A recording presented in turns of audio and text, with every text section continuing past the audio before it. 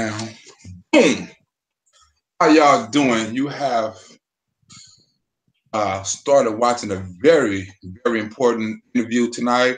We're going to put the jokes aside for a little bit. We're going to get into a more serious issue that can affect women, and we're talking about women rights and things like that. So we're going to talk to a woman who experienced difficulties in the situation she's dealing with, and dealing with a surrogate mother, or a what do you call that word? A gestational carrier. Your gestational carrier and things like that. You know, the legal battles, you know what I'm saying, the medical battles and things like that. You know, there's a lot going on with this case right now. This case has actually reached the Supreme Court, you know, and it's going through the Supreme Court for different kind of rulings and things like that. Now, before we get started, you know what I'm saying, we want to let our people come in. I want Nisha, you know what I'm saying, to put a roll call of son. Sorry for the long wait. You know what I'm saying? But it is what it is. We have to get a couple of technical difficulties straight. So you want to do? Right. I know a couple of people have been up here for a long time. But first of all, right, the lady that we're going to be talking about on this show, I'm pretty sure a lot of different people had a lot of experiences with this lady. You know what I'm saying? We all dealt with her. She was a administrator in the Black and Uncensored show. She was on this page. She used to help me out a lot. She was. Oh, she was. She was. Huh?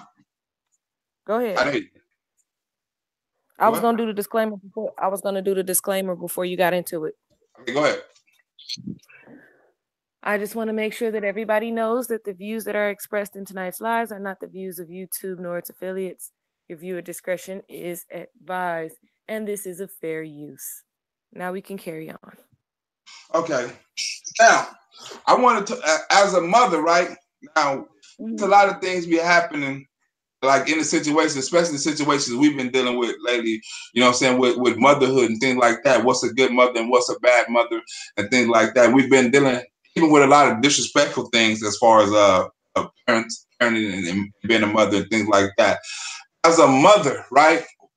As a mother, right? I can never understand it, because they said a mother's or a woman's love for her child is a whole lot stronger than a man, right?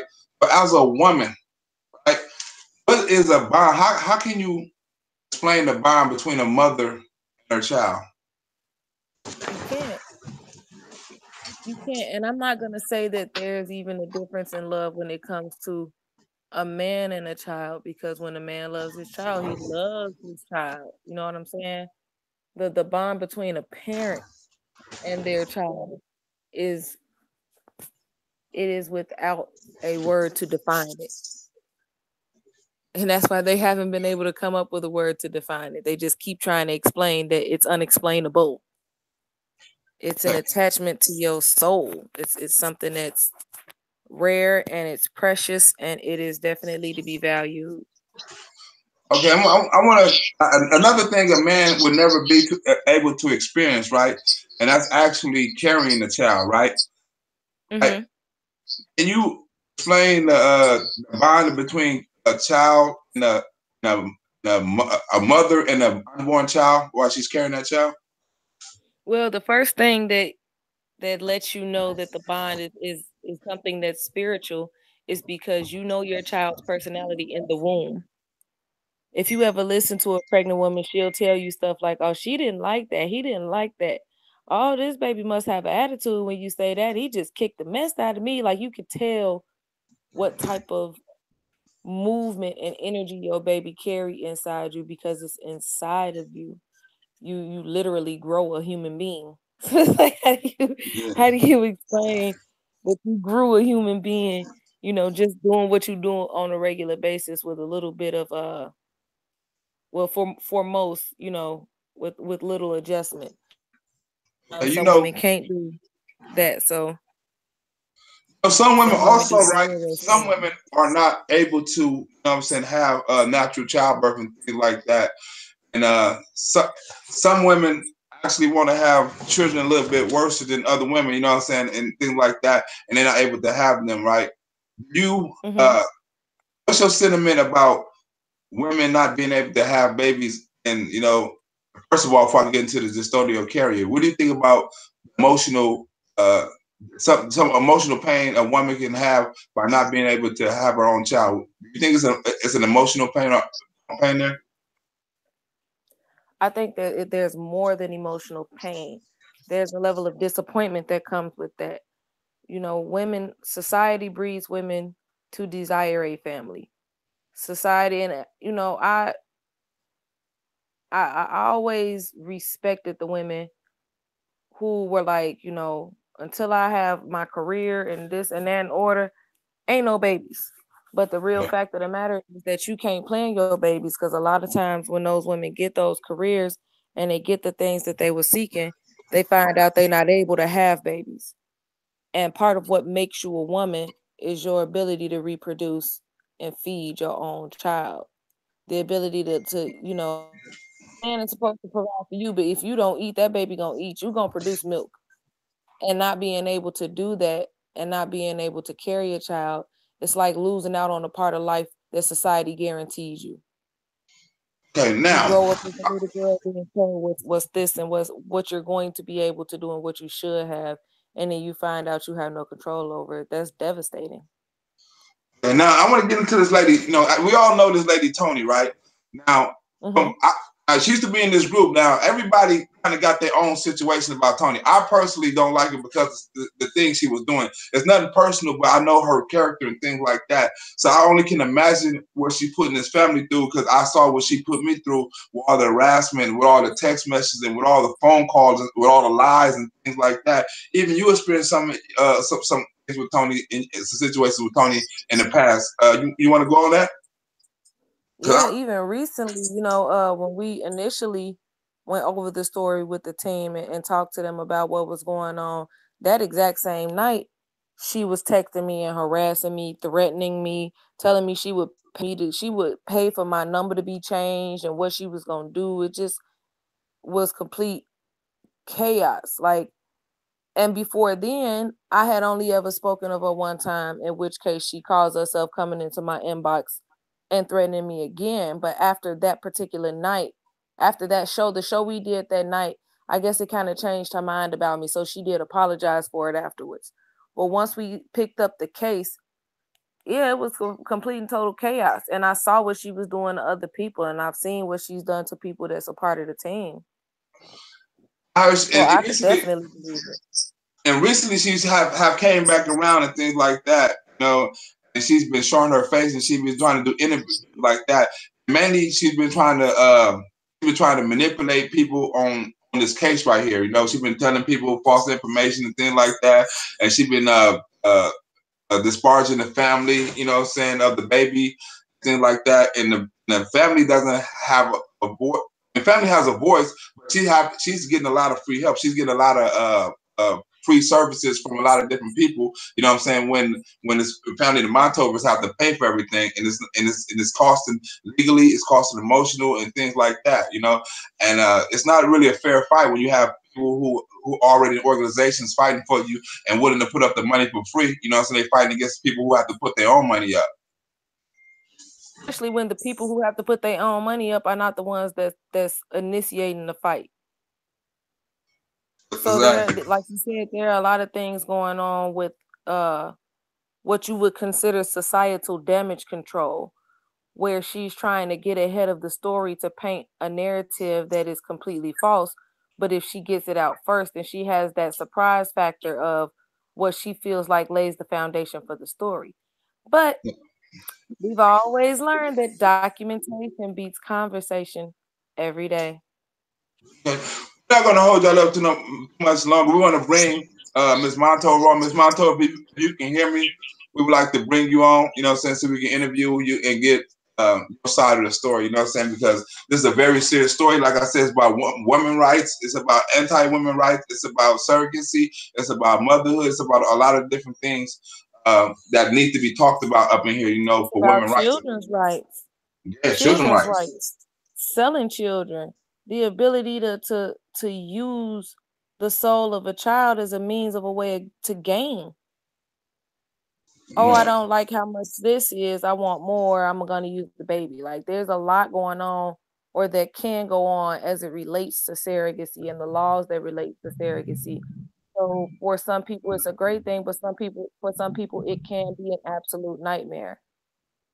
And this is a Because nightmare right here in basis. itself, right? Because I read the story before. And the things that was going on in the story, this mistrust, the accusations, the money, the timing, the deaths, the betrayal. I mean, it's so many twists and turns in this story right here. You know, so it seemed like a movie. It's like a made-for-TV movie. You know, and that's what I think the girl Tony's really pushing at. She kind of want to be a celebrity, if you ask me.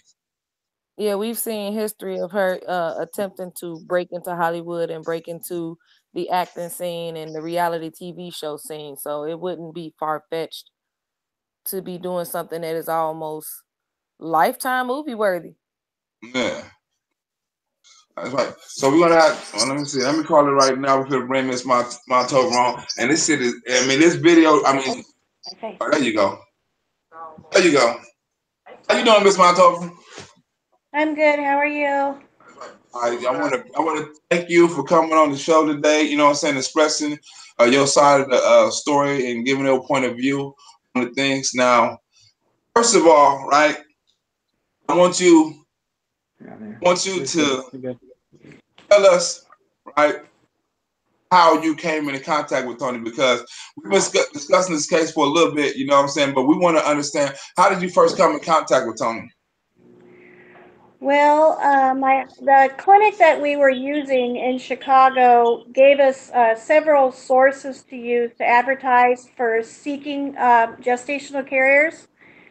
So we placed ads in I have 4 or 5 different places for that, and Tony actually reached out to us and asked us if we would be interested in, instead of um, actually giving her payment to do this, would we in exchange pay for her and her husband to do an IVF cycle because she could not get pregnant naturally and they wanted a child together. Now, So go ahead. first, you said she signed a contract before y'all made this arrangement, right? Can you stipulate what was inside that contract? It basically stated that she had agreed to do this, and her and her husband, and we all 4 signed the contract. Basically, kind of what it stated in a nutshell is she is to keep in contact with us, that she is not to bond with the children, that she, call us immediately upon childbirth and surrender upon childbirth. So And when you continue. say not bond with the child, what does that mean? Well, I'm not sure exactly what that meant. That was what our attorney put Okay. in the contract. It just meant that she's not supposed to form a relationship with the child, and that she agrees to not do that. And she said, "Oh, I don't have a problem with that at all. This isn't my child." So she said clearly that, and stated that she would not have issues with that. And I believe what that So means, like, or what they're alluding to is that she shouldn't do the baby talk during utero, giving the baby nicknames in utero, because at a certain point during the pregnancy, the baby can hear. So that singing could be to the it. baby, and it's okay to do like books in the belly because the baby can still, like I said, the baby can hear, so it's okay to nurture the child. But the Sure. baby talking and introducing the baby to family as your child, taking pregnancy pictures, all of those things are Correct. things that they consider bonding with the baby when you're dealing with surrogacy. Correct. Correct. Okay, now when she said there was no complications in the pregnancy, right? But I heard her in the interview said the problem with y'all first started when she first found out she was pregnant. Can you explain that in a bit more detail about what happened when you first found out she was pregnant? Well, actually, I kind of want to back up a step. I took Tony to the clinic to do the implantation, to put the embryos in. Prior to that, my husband and I only wanted to place one embryo. We did, and she got incredibly upset about that. She said she wasn't going to follow through with it if we did not put two embryos in. What? And she stated how when her and her husband have babies, they want twins or triplets. And I just kind of thought that was a little odd because she was so adamant about getting this done quickly so she could have her children. She was getting impatient with the timing, how long it was taking. And the doctor explained to her, Tony, if we do two embryos, there's a good chance that you'll have twins and you'll have to have a C-section. And he explained to her that if you have a C-section, you're going to have to wait anywhere from 6 months to a year to have your children, because you can't have children back to back like that with a C-section. It could be harmful.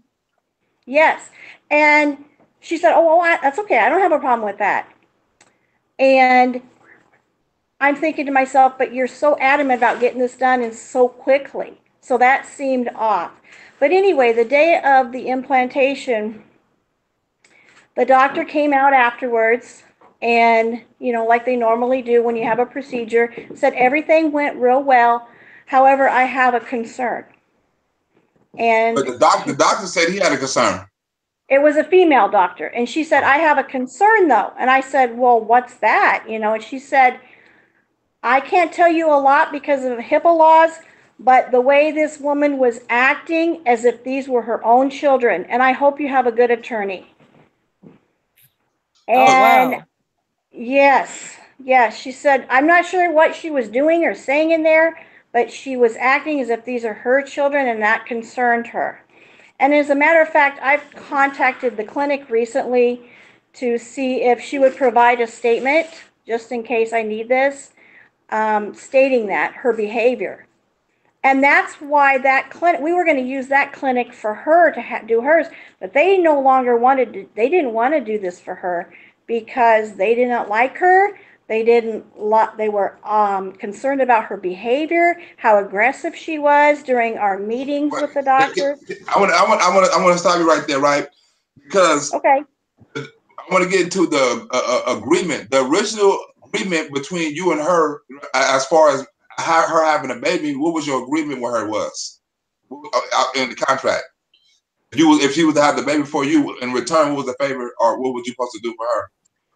What we were supposed to do was we were supposed to apply $13,000 for her and her husband to do an IVF cycle to have their own children. It ran around 20, but they were giving us a discount because we were doing a second round. So that was going to cover her medical procedure. There was no money going to be exchanged. There was no baby selling, no baby buying. It was clearly a favor for a favor. That was the stipulated contract, right? Correct. And that was stipulations she set up, that it would be a favor for a favor as opposed to a payment for a pregnancy. Correct. Okay. That was her idea. She's the one that came up with the idea. Okay. Now moving on, right? Moving on through the pregnancy, right? When did you first find out she was pregnant? Because here it says because she's done an interview. I know she's lying, you know what I'm saying? Because everything's come out of her mouth is a lie. Because I done dealt with her. She said the problem started when you first found out she was pregnant. Now, can you explain when you first found out she was pregnant? The only thing that happened the first time we found out she was pregnant was when we went to the clinic for an ultrasound. But that was a few weeks later, that she was videotaping. Her and her husband were videotaping. We didn't feel comfortable with that. We were wondering why they were videotaping this procedure. And we told her we weren't comfortable with that. And she became very irate and said, well, then no one will be coming in for any more ultrasounds.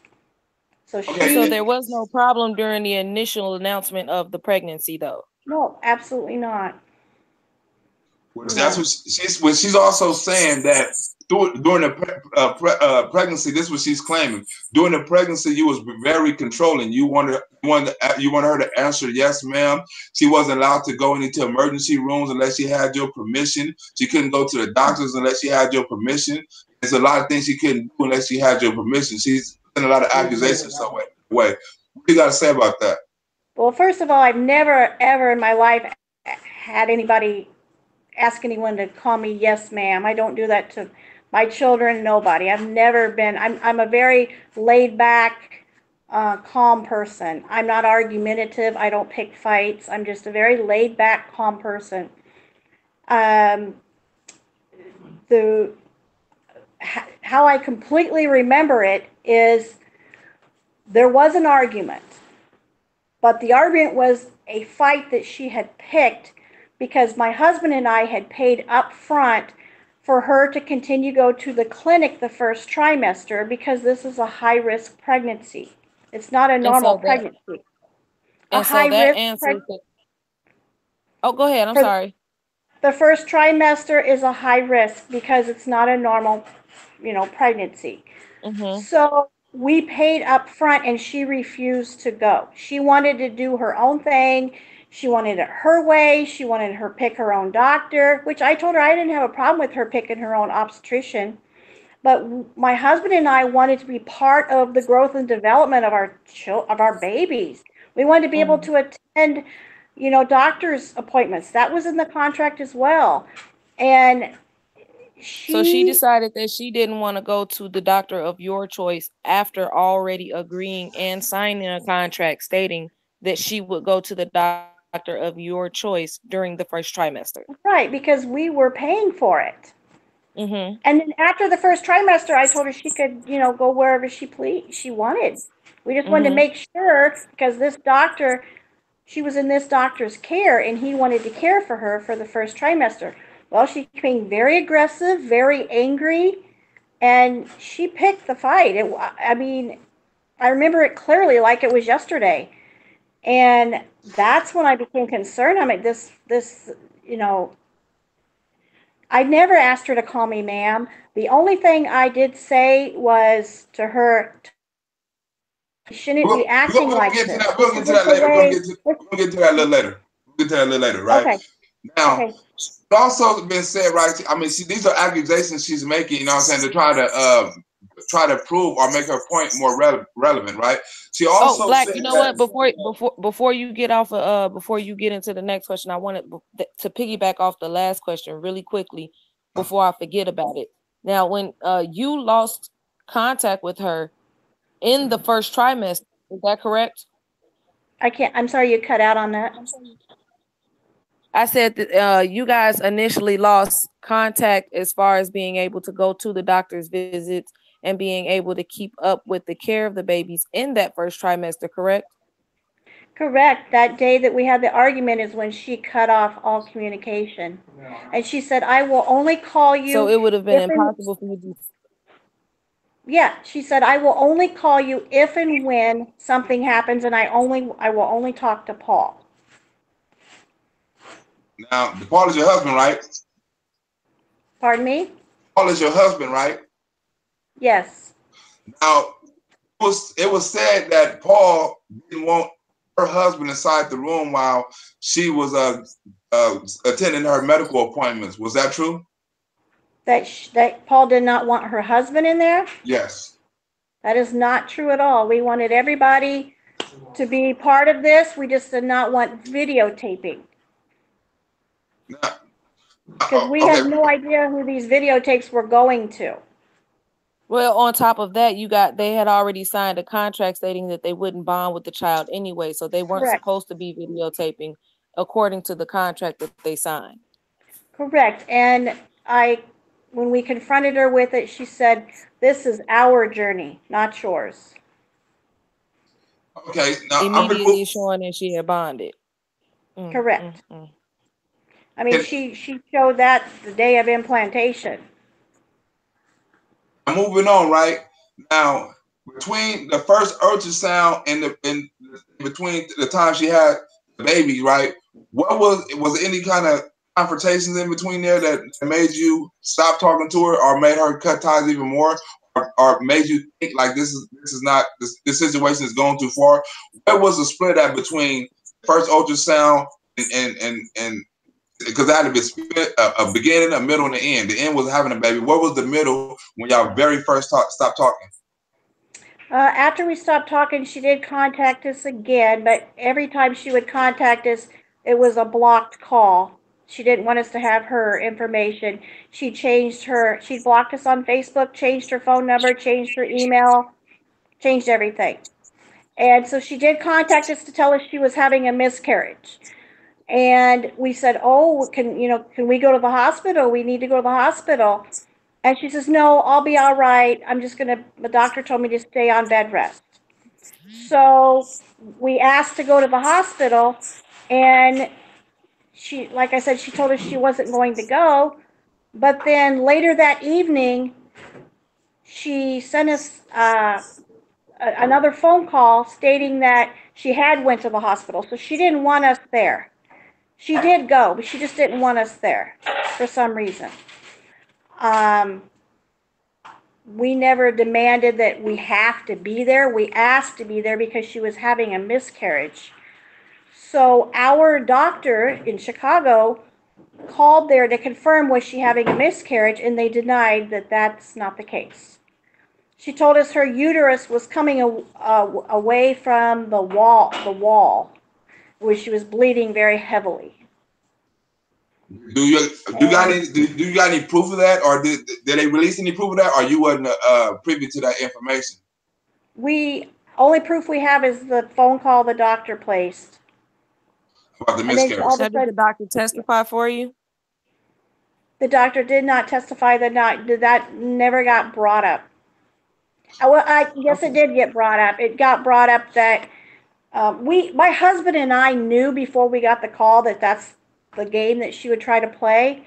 And I think it was just, in our opinion, it was to try to just get us out of her hair, leave her alone, because miscarriages happen, Yeah. And so I think she figured that we would go away and just think that it was going to happen. But our doctor and we were on top of it. So she tried it again a week later.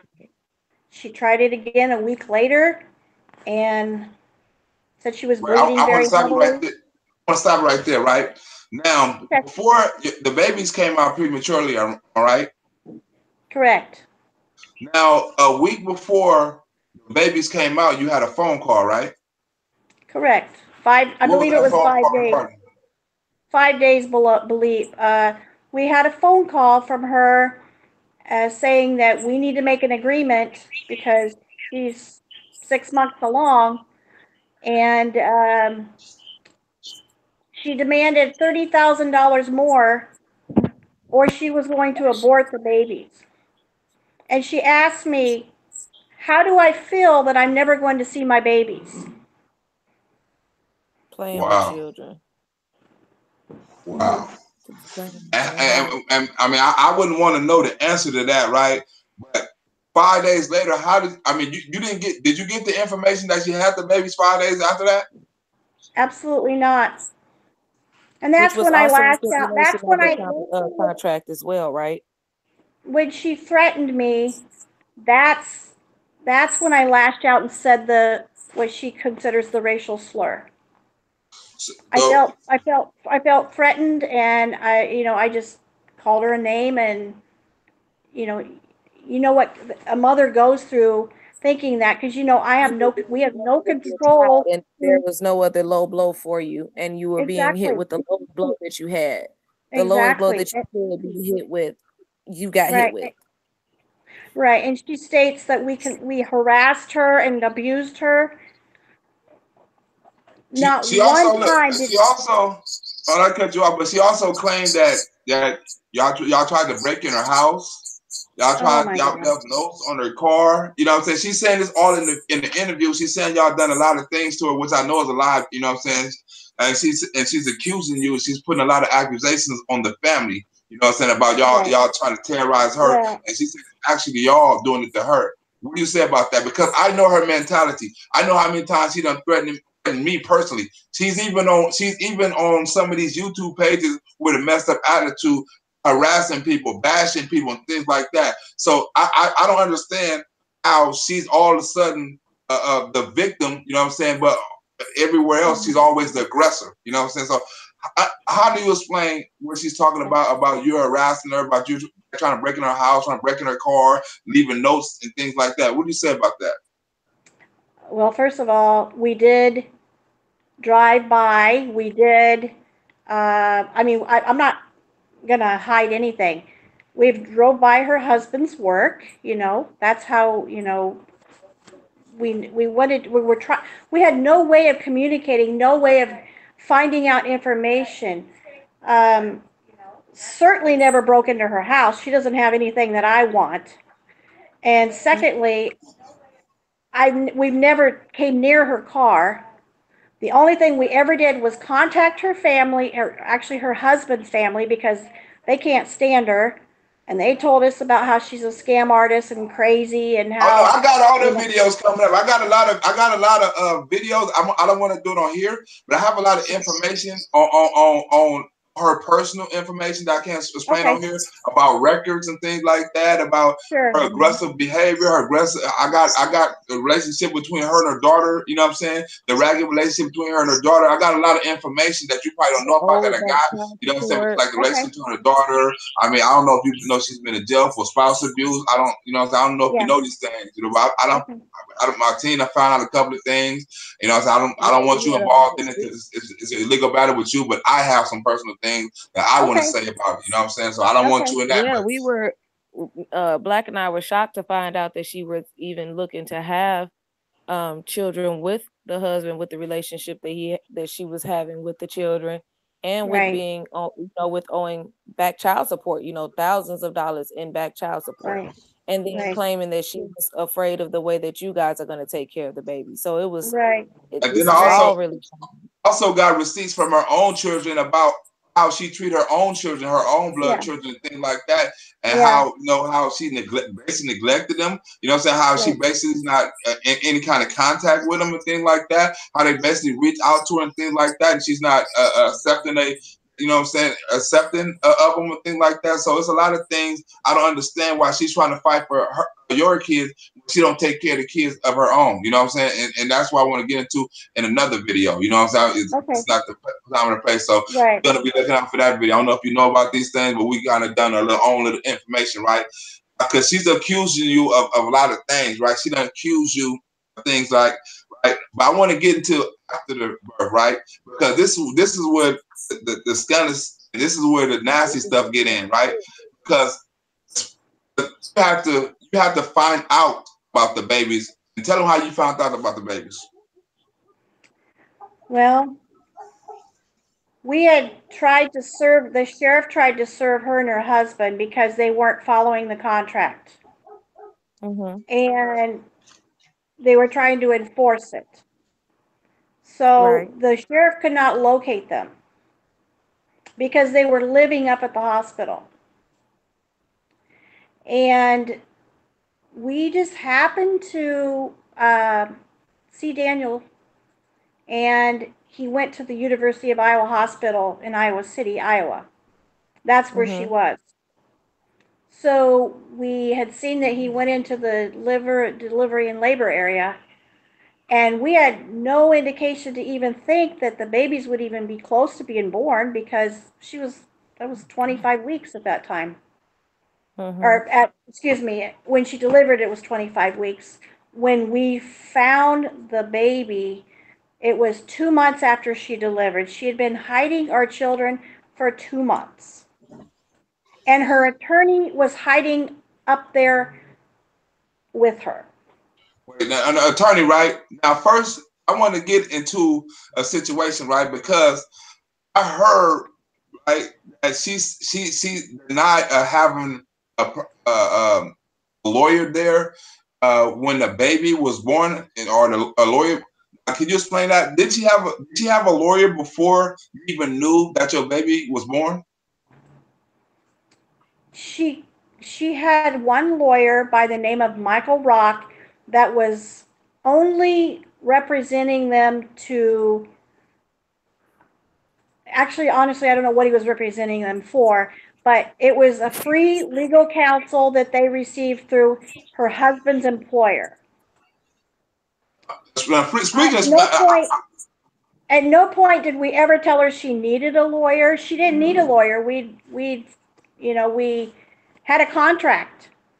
now speaking of lawyers, right? Isn't she getting a lot of help from a lot of different lawyers and things like that? You know what I'm saying? In this case, a lot of high profile lawyers and things like that, and they're doing it pro bono, and it's not costing them a thing. That's correct.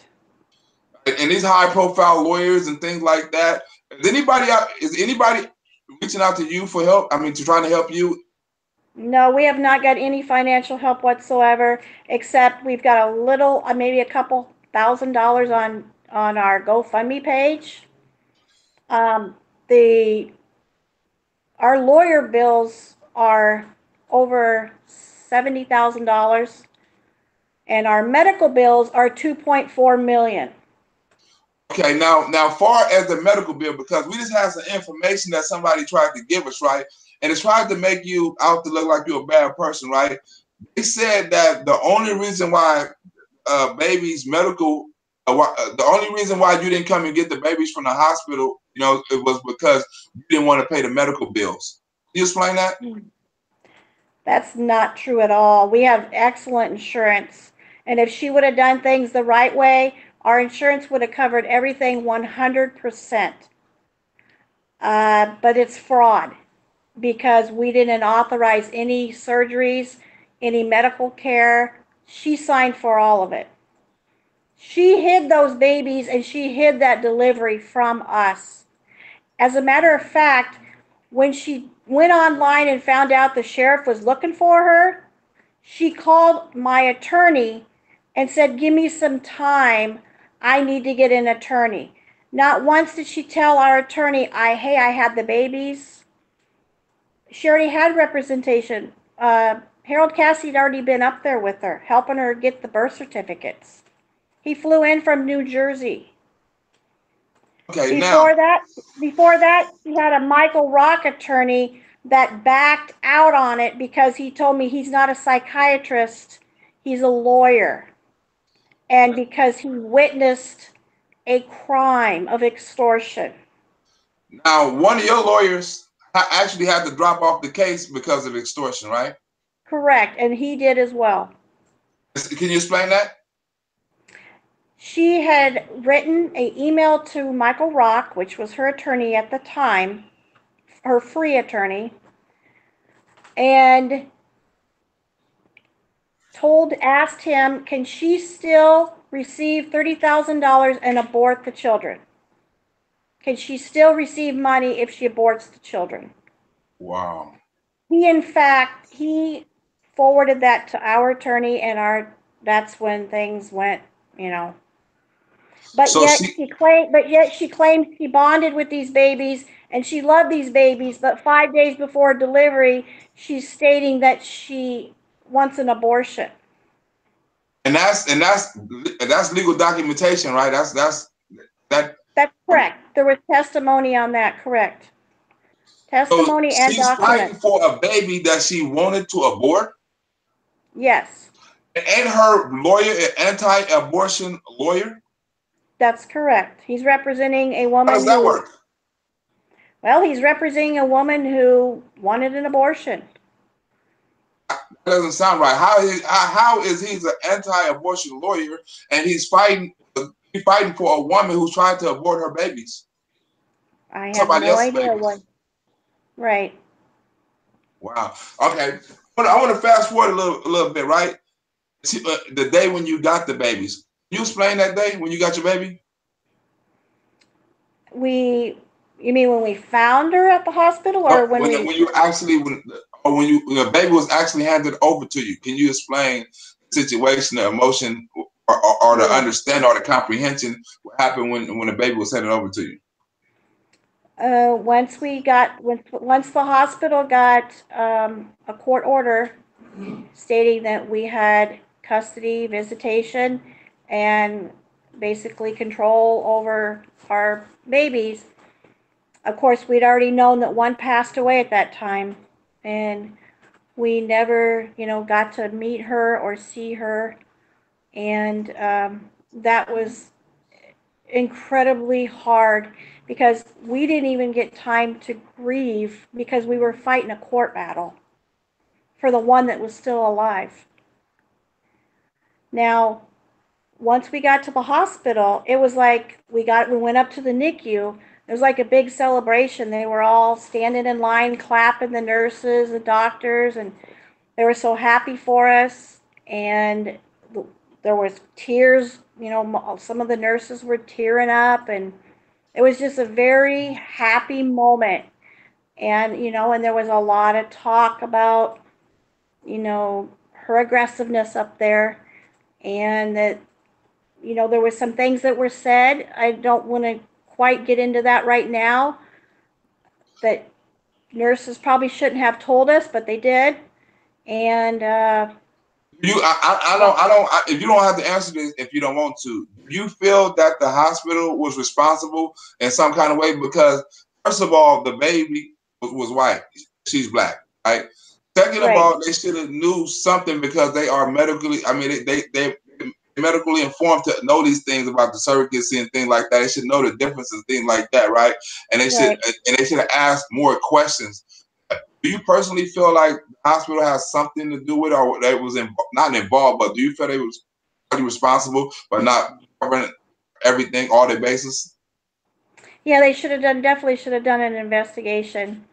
We were told they were very suspicious because, the babies were white. I was told several nurses asked her, why is the baby light and you're dark? And her response was, well, when I was little or I was young, I had light hair and light eyes. That was her. And they believe that. No, they did not believe that. They did not believe that. And also that she had been adamant about trying to get the baby out of the hospital early, not wanting to cooperate with the doctor's recommendations. So there was a need to get the baby out quickly. So she's going to court right now. Now this case is in Superior Court, right? And this case right here is actually the first of its kind, right? That's correct. Why is it the first of its kind? That's correct. Why is that? There's never been a situation like this. In fact, I've got an outpouring of surrogates that contact me daily all over the world through Messenger, through email, saying that this is not, thank God this isn't common. There's surrogates everywhere that do this every day, that do it 3 or 4 times. Nobody acts like this. Nobody does this. Nobody tries to hurt parents like this. These surrogates, they do this out of the kindness of their heart because they want to help a family. They don't want to fight them. They don't want to take them to court. No, this isn't normal. This is not normal. So have you ever heard? Have you ever heard of a case like this? I'm talking about relative to this, with a surrogate mother and the mother. Have you ever heard of a case like this? Because you said a lot of women call you. Have they ever heard of a case like this? They have not heard of a case like this. Wow. This isn't common at all. So as a surrogate, right? Because this is about surrogate and mother rights, right? A gestational carrier is different than a surrogate, right? That's correct. She wasn't a surrogate; she was a gestational carrier, right? Yeah, gestational carrier. So on that, right? That's even. I know somebody fought for surrogate rights, right? And they had a little success. It hasn't been no success on a gestational carrier, right? It haven't even been a gestational carrier even fight for a right for the baby, have it?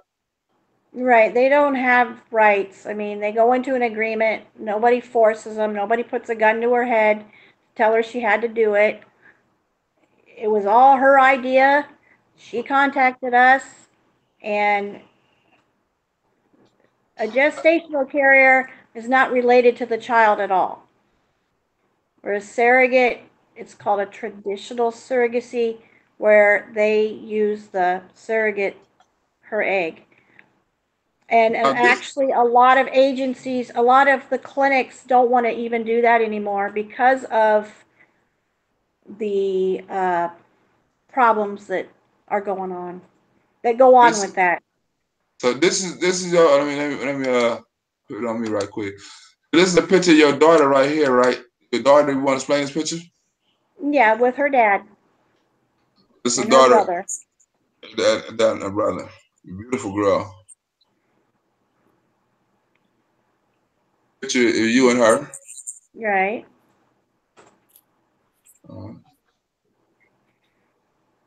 To her.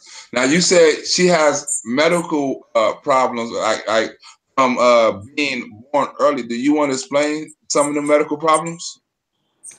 She's got some respiratory issues. She has some abdominal issues, which we don't quite know what's going on yet, but we're doing testing and we're working toward that.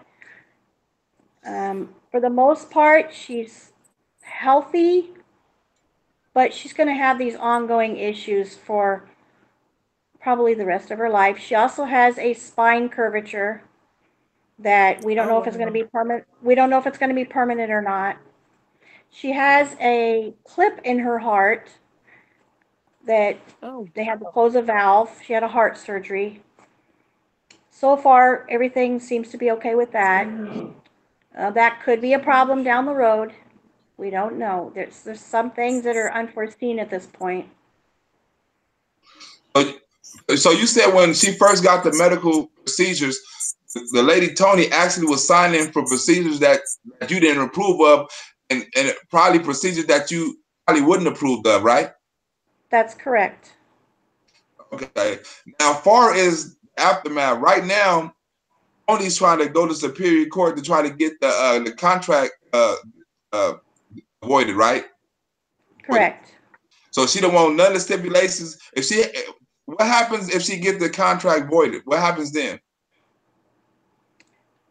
Then I think it goes back to the district court and she tries for custody again. Oh, so if it passes the Supreme Court, then it goes back to, and she got to fight for it in court again. Right. And this dude, Mr. Cassidy, is going to fight for it, right? Yeah, he's fronting the money for it, and he's fighting, and he's very good at destroying families. Yeah, because he actually was the first person who actually won a case. He actually overturned, had a law overturned on a case. I think it was 1976 over one of the first surrogate cases in the United States. He didn't win the whole case, but he actually got a stipulation changed in the law. So he's not looking to win this case. He's actually looking to get a law stipulated up in here that would change custodial carriers of relationships as far as with the relationship with the kid and the responsibility or the connection or the contract, you know what I'm saying, with the mother. You know what I'm saying? They're trying to put stipulations up in there because they're trying to say it's wrong. You know what I'm saying? They're trying to say it shouldn't happen and things like that. Yeah. It's a lot of people that understand that a woman, if a woman wants a baby and she can't provide that, you know what I'm saying? If women out there who are willing to provide that, it's a service. It's not like you say, it's a contract signed. It's nobody taking advantage of nobody if everybody's in agreement. That's correct. And having a baby in your womb is not the definition of a mother. That doesn't make you a mother. What makes you a mother is loving your child, caring for your child, not abandoning your children, not losing your children to foster care. That's my definition of a mother. This little girl is incredibly spoiled rotten, very loved by her family. You know, her aunts and uncles, her siblings just love her to death. She's a little princess. And there absolutely is no hostility in the home whatsoever. None. You know, she worries about the environment. She doesn't know my home life. There's no yelling, there's no fighting, there's no nothing. It's just calm. She's living a normal life. She's very loved, very happy child. You know, my child is not exposed to drugs and arrests and you know, DHS knocking on my door and you know, She felons at has all my, that. you know. Like I said, this lady has a history of mental instability. This lady has a history Mhm. of physical physical attacks on people. This lady has a history of neglecting her own kids. You know, she has neglect. She has a lot of different fraud issues and things like that. So she has a lot of things and a lot of issues in her background. Shit that, I mean, I don't think it's, you can look at it legally in the case, but for as a moral point of view, Mhm. or somebody look at it, you know, as a fitness and like, is it a good fit? I'm pretty sure they would come up. She's not a good fit because she don't even take care of her own kids. Not to disparage or Right. anything, but it's true. And I got the paperwork and I got the evidence that, I mean, your kids need you, and you're trying to fight for a kid that's not even yours. You really don't care for this kid. What can you possibly give this kid? What kind of love can you possibly give this kid? This kid is loved at home. She has a mama, she has a brother, she has Yep. a daddy, you know what I'm saying? She has a family household, like she said, aunties, cousins. So why do you want to take this kid out of a perfect environment, put Mhm. the kid in a dysfunctional environment? If you really love Exactly. the kid, you know what I'm saying, like you say you did, you want that kid in the best position. And that best Mhm. position in the best situation is not with you. You're unstable right now. So why would you do the same thing to this kid? Why would you bring that kid into an Correct. unstable position? And You I know? don't I have no idea where she gets information that she lives in a hostile environment. Like, we don't have any violence whatsoever. I mean, you know, I don't run from the police. I don't, you know, I don't get arrested. I don't even raise my voice to the little girl. She's a joy and she's living a perfect life. She really is. And I mean, I got a couple of other. she's going to Disney World again tomorrow for the second time this week. So she's very loved and very well cared for. Can I ask you a question, right? It was a little situation about like her birth certificate. Was that Okay. situation handled? What was that question? There was a situation about her birth certificate. Was that situation cleared up? No, it is not. We are in the process of doing that right now. Um, it's just, it's time consuming. You know, they wanted to wait for the Supreme Court ruling, and this is such new law and so unique. They don't know how to go about doing anything, especially, you know, in the state of Iowa. This is just, they're making sure they do everything, they dot all their I's and cross all their T's perfectly. So this isn't something that Harold Cassidy can come back and ask for a mistrial or that sort of thing. So they're trying to do everything perfect.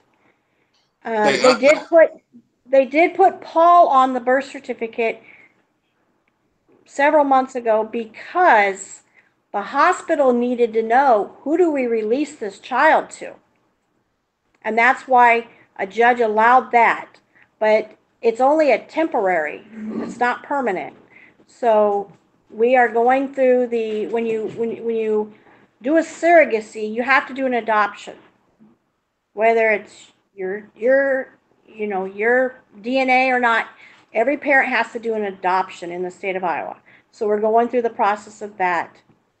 And that shouldn't be much longer. We should be able to get that changed, but we still have to go by the name that she named the child. But that's not her name. Her name is Caitlin. It's not Haley. okay. Now we done got to legal side, you know what I'm saying, of the situation, right? I want to talk to you about the emotional side, the toll that this has been taking on you, right? Because right now it seems like you're a very strong woman. You handle this situation, and and I don't know too many women can handle. I mean, too many women can deal with a situation like this, or are equipped to deal with a situation like this. How are you holding up, or how are you so strong through the situation? Well, Black, to be honest with you, I'm going through all the stages of grieving. I'm at the point where I'm a little angry right now because this continues and continues and it needs to stop. But I cry every day. I'm a wreck. My whole family is a wreck. This has destroyed us completely, down to the core of our soul. This has really taken a huge emotional toll on us. And we don't let Caitlin see it. We don't let her feel it because we don't want her to, wonder what's going on. But this is going to affect her as well when she gets older. She's going to see all this chaos that happened and hear about it. You're not going to be able to hide this. We're certainly not going to lie to her, but we plan to tell her the truth about what happened when she gets old enough. But so, I mean, okay, I like I said, you say you cry every day, right? Do you yes, think I your do. anger if your anger for this fight is really helping you not be too emotional about it? Do I feel the anger is what? It's helping you not be too emotional about it. Like I said, you cry Yes, sometimes. You think if you weren't yes, angry, that you'll cry more often? yes. And I'm not angry at other people or anybody around me. Not in that way. I'm angry at Tony and Harold because this is about a little girl. This is an innocent little girl. And there's a deceased child that she wants to play games about. We have we haven't even been able to bury her or have a service for her. We plan to buy her a little memorial plaque, but they're playing games with the ashes. Sick games. Who does that? This is I just. guess somebody's I who mean, mentally. I've never in my life ever met somebody so intentionally evil like this. This I don't know. I has. don't know if you heard her interview, right? I don't know if you heard her interview, but she had an interview where she was. Have you heard her interview? No, She I she don't says care a to lot watch of it. yeah, she says a lot as far as and things like that, right? But like I said, okay, like you said, got a lot of strain on your family emotionally, right? What about the strain financially? Like I said, $70,000 in the hole later, unnecessary, and that's cutting us a break. And we're not even done yet. We've had to cash in a lot of things, and money only lasts for so long, and it's just not fair that my husband has to work his bottom off and work 70, 80 hours just to be able to pay the lawyers, just for her game. If this is about she's fighting for surrogate rights,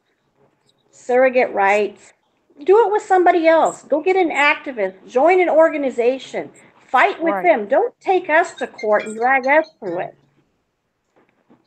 You Right. know, Yeah, I mean, it's putting you through it, right? You said what all have you lost during this process? we have lost a lot of money. We have just been on an emotional roller coaster. I can't express enough how painful this is. And I know she's getting a lot of joy. I don't like to tell, but this is so painful because I know she's getting joy from it. I've seen her laugh in my face when she's seen me upset.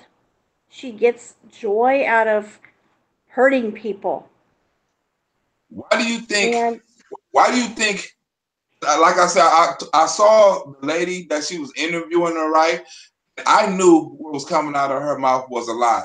Why do you correct. think Tony is so convincing at convincing or manipulating people to believe her?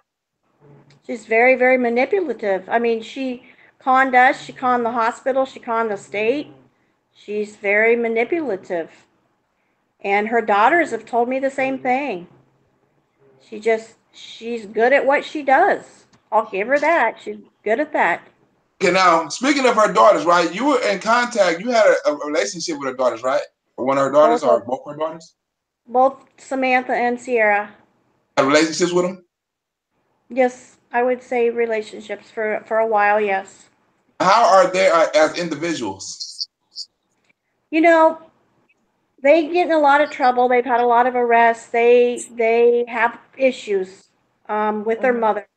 But I don't think they're bad people. They're just very damaged girls. Right. I actually had a I don't know if you know about this incident. I actually had I think I showed on my last show. You wasn't on here. It was a little paperwork about how Tony neglected her daughter and how her daughter was reaching out to her, and and her daughter was trying to reach out to her and trying to meet her and things like that. Right? I don't know if you know about that situation. You know what I'm saying? Where she was trying to meet her daughter. Have her daughter told you anything about trying to meet her mama? Yes, Samantha has reached out many times to her, and in fact, when she told Tony she was pregnant, she goes, "I don't care. You're not my daughter." Wow. We And don't I have have plenty. proof of I have proof of that. That is in text. Wow. And I have proof that Sierra was pregnant and hungry and reached out to her mom to help her, and she told her, "Go apply for food stamps." Good That food is stamp or something right. I think we dug that receipt up. It said something about. Oh, so you got that one too. It said something about some food stamps. You got that one? Yes, I do. I have Okay. that, and I felt so bad. I wanted to take food to the girl. You know, I offered to meet up with her and give her a pizza. I I felt terrible. So I, Tony, grown kids are. We're not talking about no little kids. These kids are grown. You know what I'm saying? So Tony, grown kids that she never took care of, and that she was paying child support on and things like that, that she never wanted, are still trying to reach out to her and trying to amend that relationship, and she doesn't want it. no. She's off Why would- again, on again, off again, on again. You know, I have several messages that she'd sent Samantha stating that, and she found out that Samantha was talking to me and told her she was disowning her completely. Where she disowned her getting daughter in for talking to contact you? with you. Wait, Nisha. Yeah. I believe that Sierra had told Tony that Samantha and I were talking because Sierra would side with her mom one day, side with me the next. She'd go back and forth whenever she'd be upset with her mother, which was quite often. And she said that she's to a point where she gives up because her mom just won't be a mother to her. And So how did the relationship between you and the daughter started? Like they reached out to you, or you reached out they to them, or it was gradually happen, or when he introduced you? How did that relationship happen? they both reached out to me telling me that they were sorry what their mother was doing to me and they were embarrassed and that she deserved to be in jail. And I Wow. had those messages as well. Wait a minute. So, Nisha, can you please get this for me? So, what you telling me that her own daughters don't like her like that? Right. No, I'm not gonna say that. What she's saying is that they have a rocky relationship, but Mm-hmm. even though their relationship is rocky, they understand and have acknowledged to her that what she's doing is wrong, what Tony is doing is wrong, and that No, they don't agree she with never it. was part of her daughter's life. One of her daughters was gone for a long time, and she was paying child support, and her daughter tried to come back. So it's like, how can you really care for somebody who's not been there? Right. Tony was never there, and then she's saying, "Well, you're not my daughter." That goes into the that further proves the point. You haven't been here. You're not my daughter. Go do your own thing. I'm not your mama. I ain't raised you. Well, Samantha told me that the reason that she states that she abandoned those children in Atlanta was for two reasons. One, that the father was abusive, and I'm thinking, well, if the father's abusive, why would you leave him with him? And because that's what Tony told me. And two, that these children were conceived out of rape from her husband. So that's why she didn't love them. That's what Samantha told me. Wow. So And she's Which is that's actually not had a true. Which is conversation not with her true. children and explain to them that she didn't want them, and she was going to explain to them why. Right, they were rape babies. She didn't want them.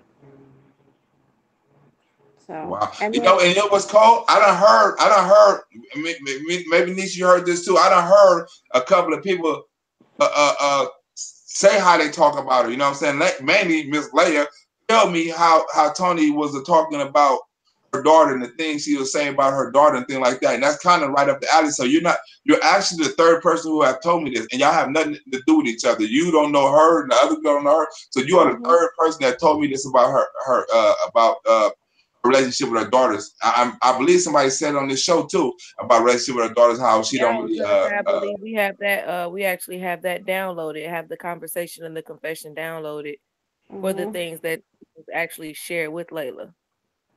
Right, and then Sierra told me that about, I'm not going to go into it, but she did tell me about her growing up before foster care, how horrible the situation was with her mother.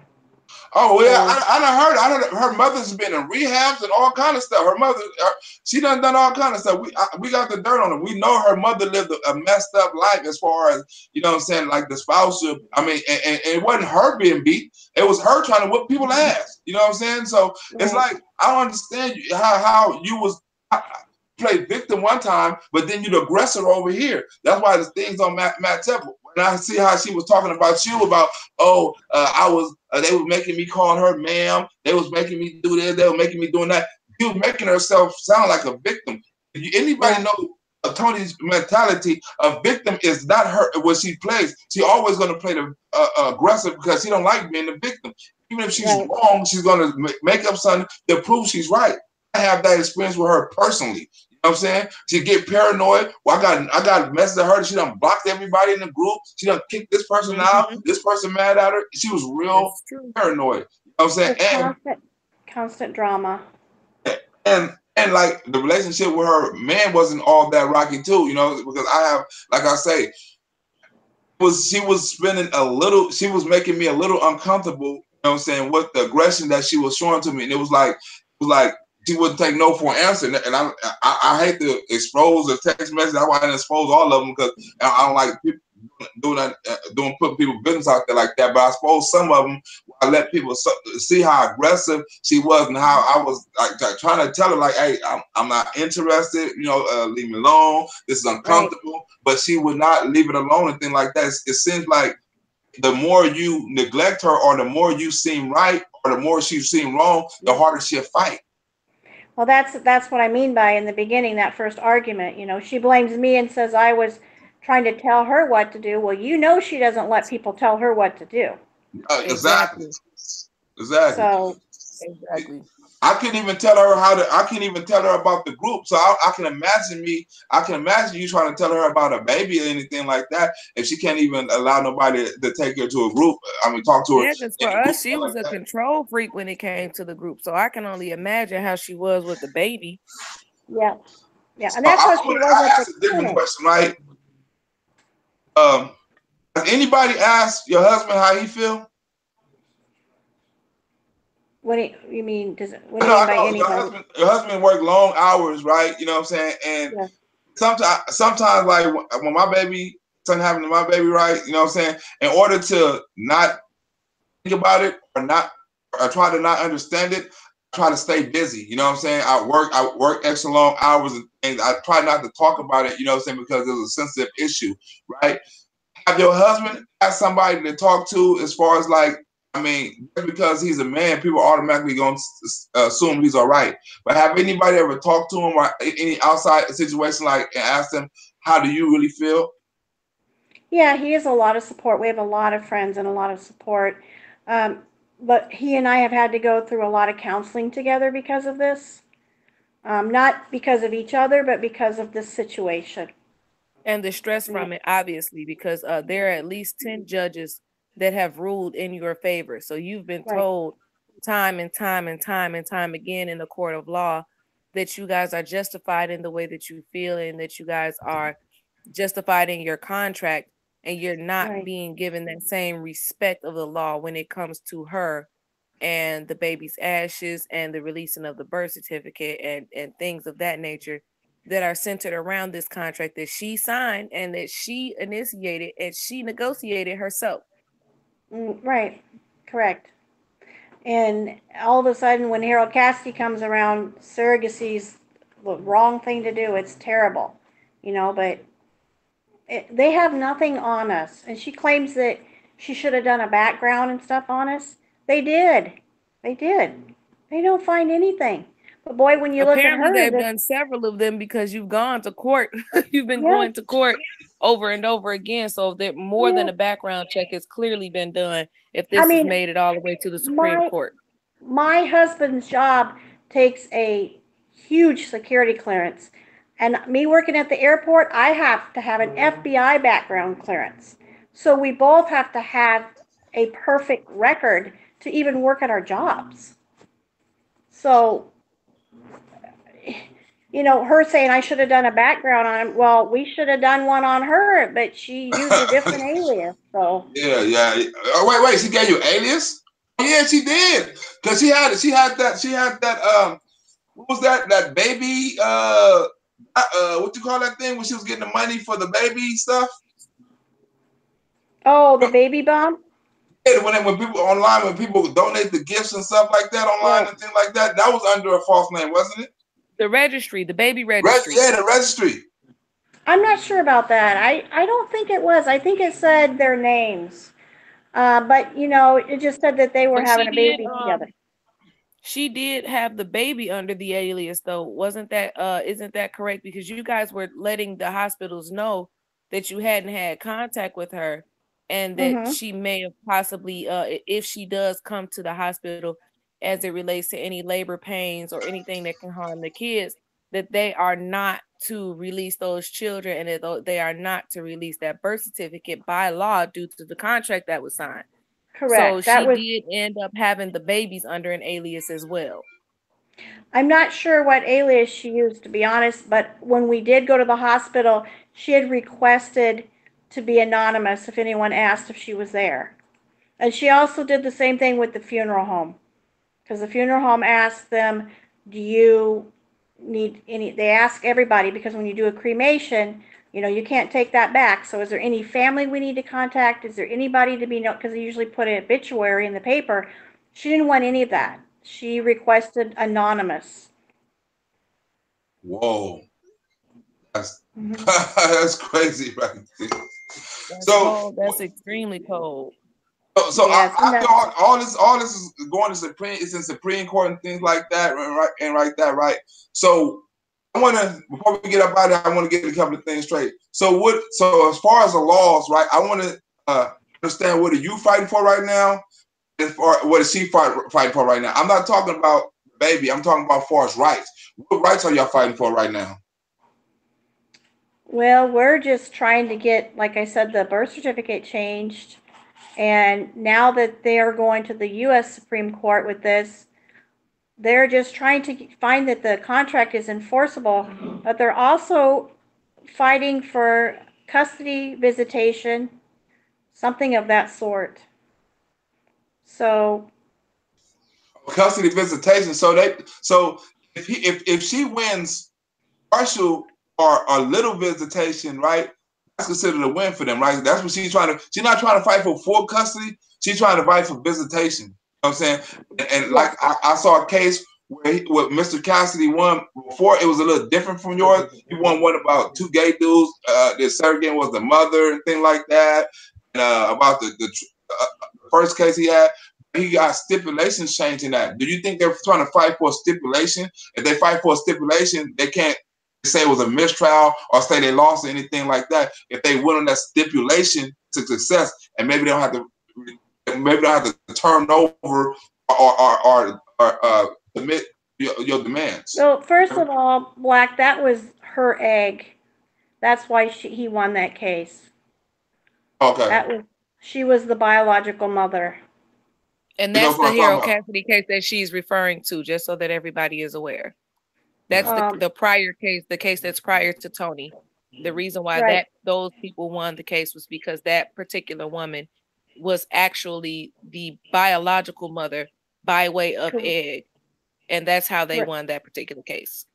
Okay. Correct. Now he's fighting the case right now because there was another lady at the court at the press conference, a lady named Melissa Cook or something like that, at the press conference with Tony. Is that case similar to yours? Similar, but the difference between the two people are like day and night. Okay. Oh, the two carriers.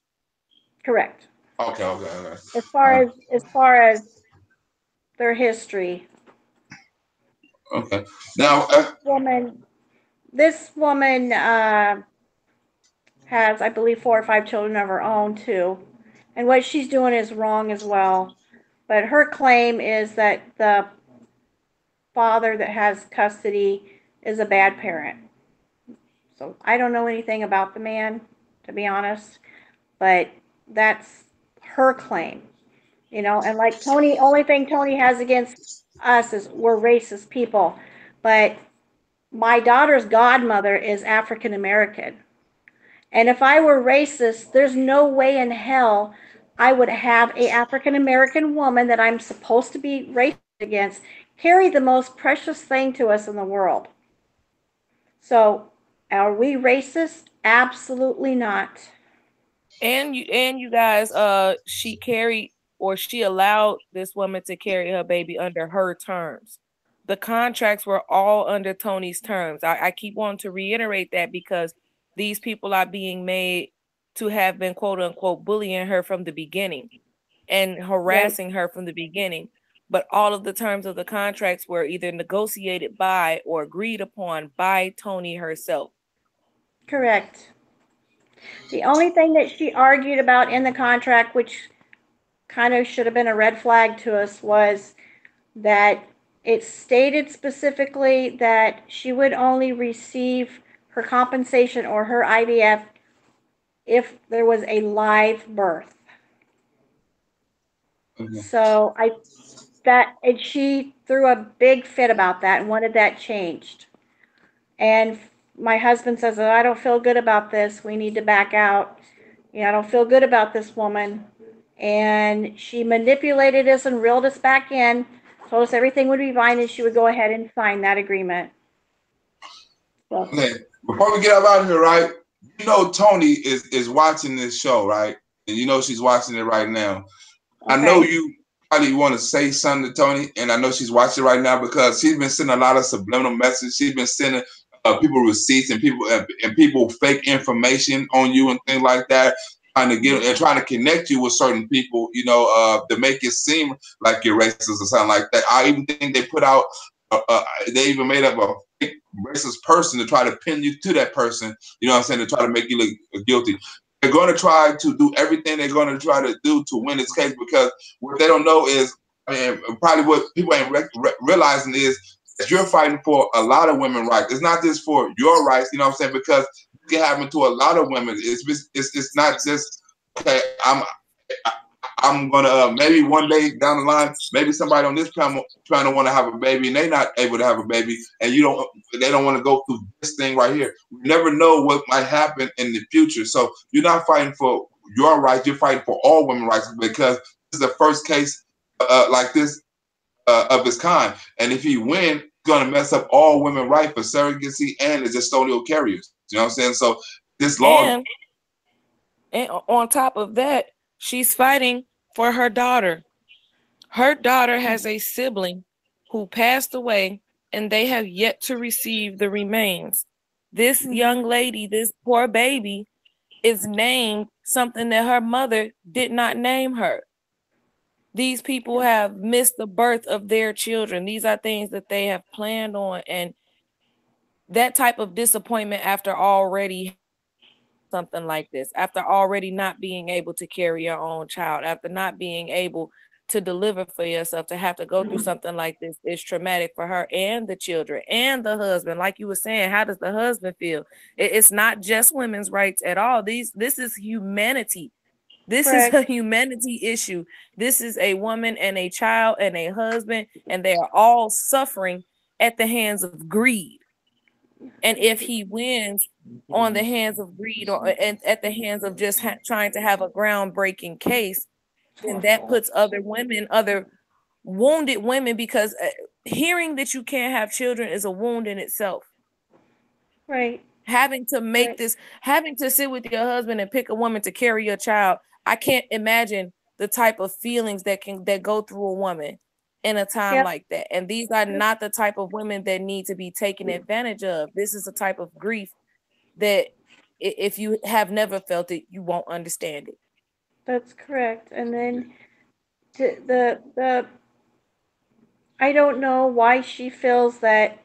What I'm having a really hard time with is how she feels that she can be the one to, could have been the one to make the choice of what to do with the deceased child. What gives her the right to think that she could hide those children from us and do whatever she wanted? Make all medical decisions. Take our little girl that passed away that we never got to meet and cremate her. I don't know anybody that is the most evil thing to do ever. And then we can't even grieve. We can't even grieve because, I'm not saying we haven't, but because it's been a constant legal battle. That little girl does not deserve her remains to be with this type of person. That's not her child to hold on to.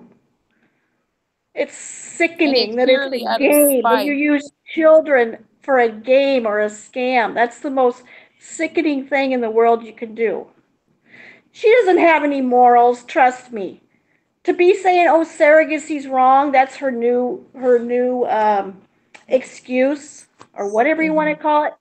That's BS. That's BS. Give us our child.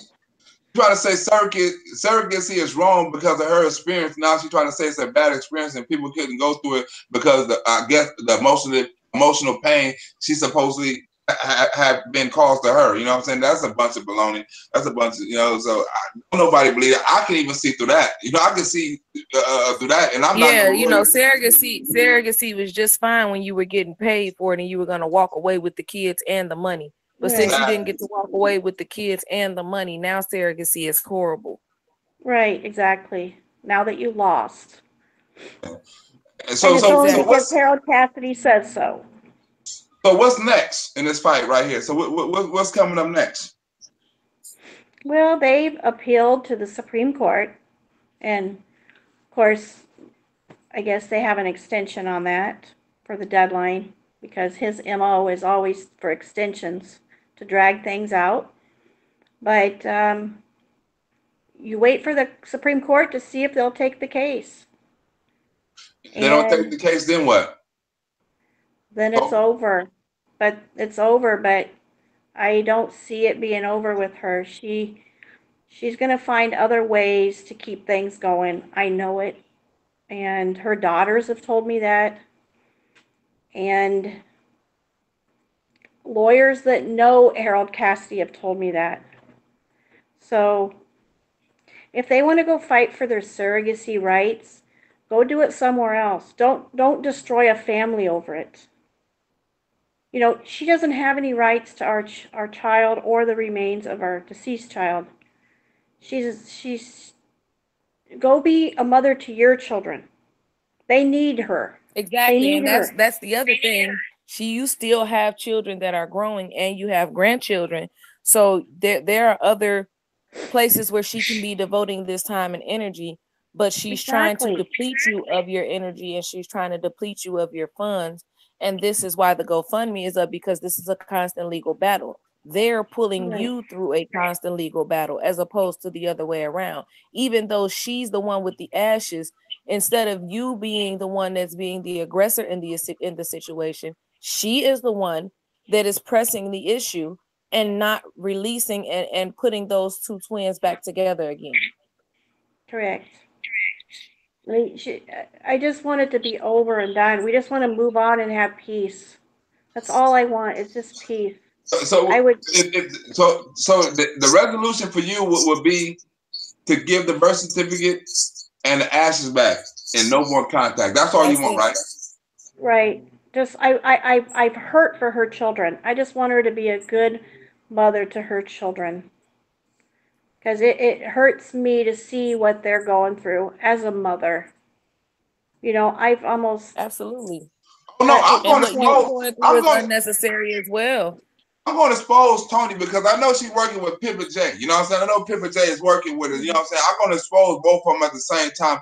I'm just waiting for the court and legal things to come by because I know that's how they are connected. Because he need a lawyer, he need that notoriety, he need that news conference, he need that news press and everything. So I'm going to expose all that because she's a deadbeat mama. You know what I'm saying? And she's trying to cause harm and pain on somebody else's family. I think the world needs to see who you really are. You know what I'm saying? And best believe I can expose you on like that because you're not going to get the views. You know people going to watch the videos. So I'm going to expose how you're a bad mother. I'm going to expose all the little criminal records, all the criminal records, and all the mishaps you done had in the past that proves that you're not really a good mother and things like that. I'm going to Child expose support you that you're because still you in causing debt to. pain. Let's not forget you still owe child support. You're looking to take care of children and you're pressing legal battles when you owe child support. Yeah, and a large amount too. Yeah, that's what I'm saying. And a large amount. You owe child support for your own children. I don't know if the courtroom looked into your past history with your kids or something like that. You know, as anything. I think if not opinion of the court, we need at least opinion of the public opinion or something like that because there shouldn't be no reason why you're doing this to this lady. You know what I'm saying? And there's no, and we know that you're doing it out of spite. We know you don't want these babies. You don't want the deceased baby ashes, or you don't want the baby that's alive because you can't care for the baby. You know what I'm saying? Even and you don't want that baby. If you have the ashes, that's my question. What other reason is there to hold on to them other than to be spiteful? And that is a child. That's the remains of a child. Right. Because if she remains, if she holds on to him, she can pay that sentimental value. Oh, it's sentimental to me, and that's why I hold on to him and things like that. It's all part of the act because if she got rid of ashes, somebody can use the excuse. Well, she didn't really care for the babies. That's why she got rid of the babies and things like that. See, the thing like that, the ball is in her court, and she knows she has power. And she loves that power. As long as she got the ashes, she got control of the situation. As long as she has that birth certificate, she has control of the situation. As long as she keep on postponing the date and things like that, and keep coming with these stipulations, she's in control of the situation. And we all know we like power. Well, just like the entire pregnancy was all about power and control, you know, cutting us off so we weren't able to be at any doctor's appointments. We knew nothing, absolutely nothing.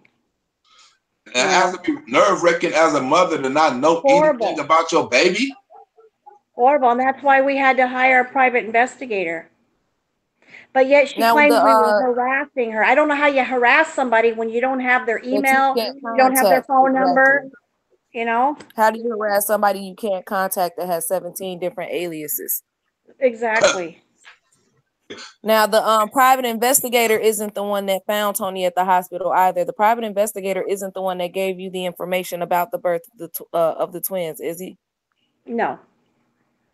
Sierra told me that Tony had blamed her for it, but I want to clear that it was not Sierra. Whoa. So at what point did the private investigator stop working for you guys? It was I just her want to make sure husband. that gets cleared as well. What was that? At what point did the private investigator cease to investigate Tony for you guys? When was his contract expired with you? We did it shortly after she cut off ties with us. Shortly after that. So it didn't really last long. It was more of an investigation on who she was. Correct. Yeah, so I wanted to make sure they cleared the air on that. She thinks that the private investigator was hired to follow her around, but a lot of people don't know that private investigators it's not cheaters. They don't have to look that deeply. It's kind of more so about what you're looking into. So at the point of cutoff, she still had the babies and they were trying to figure out who they were dealing with. Is that what you're saying? Yes, that's correct. Okay, I want to always make sure that we get your words out as clearly as possible. I want to make sure everybody understands what's going on here. They're trying to make this a color issue, but this has nothing to do with color. No. There is a child involved, both one living and one that is deceased. There's a mother who's grieving. There's a mother fighting for her baby's name, just simply for her daughter's name. If nothing else, just for her baby's name. Right. I don't want anyone to be confused in what's going on here. She set up a contract. She signed the contract. She backed out the contract. She disappeared. She went under an alias. She's calling this woman while she's pregnant with her child, telling her, how does it feel to know you'll never see your kid again? And she's never even laid eyes on the baby. And she's already being threatened with having the child being taken away. Right. Being called and being told that you're having a miscarriage in hopes that you'll just assume the baby's dead and walk away. Mm-hmm. Who is really being attacked? Who's really the antagonist in this situation? And she plays victim in the entire time.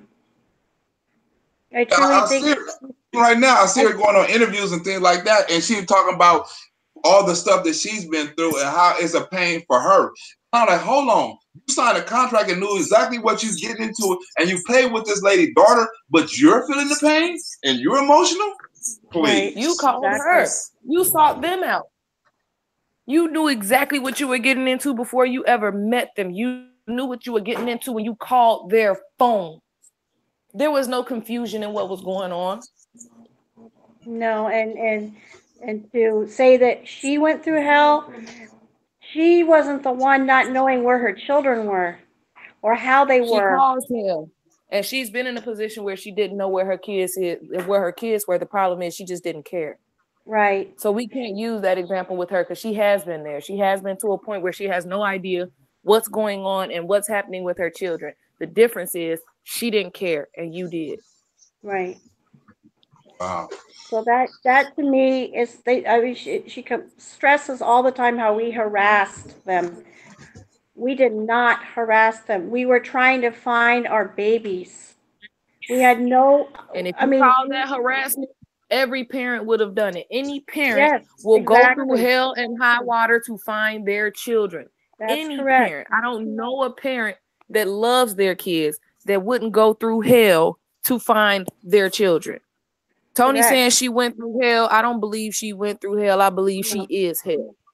Right. What she puts you guys through, and not even just you guys. She has been a bully to other people that are of different races, accusing them of being a certain type of way because of that, or bullying them because she doesn't want them around Black.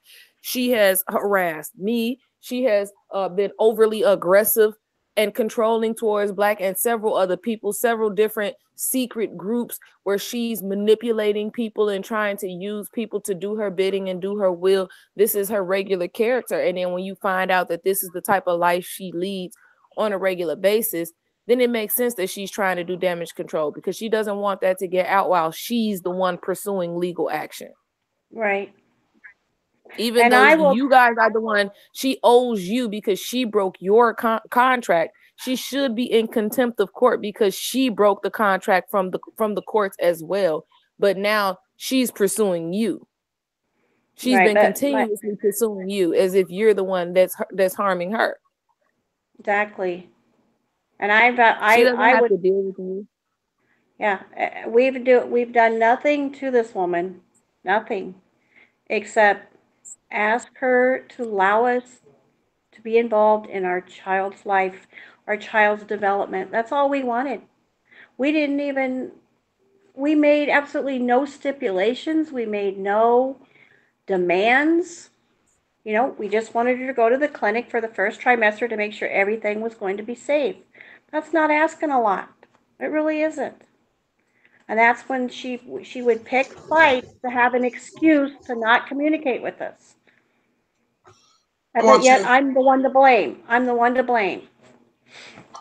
I want you to talk to all surrogate mothers or all mothers who may be in a position you in.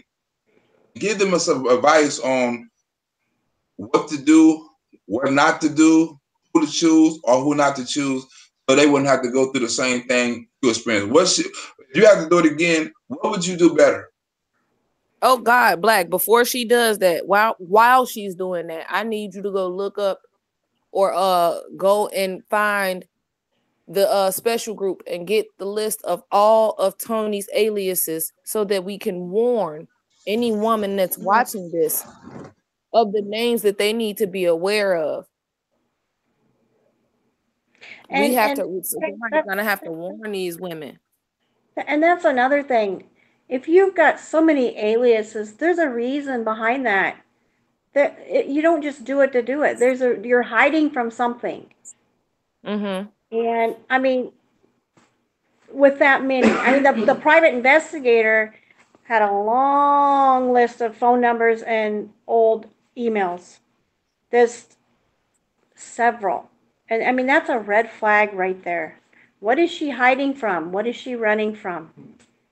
You know, her own daughter has told me she uses several Facebook accounts. Yeah, we know that. We know that.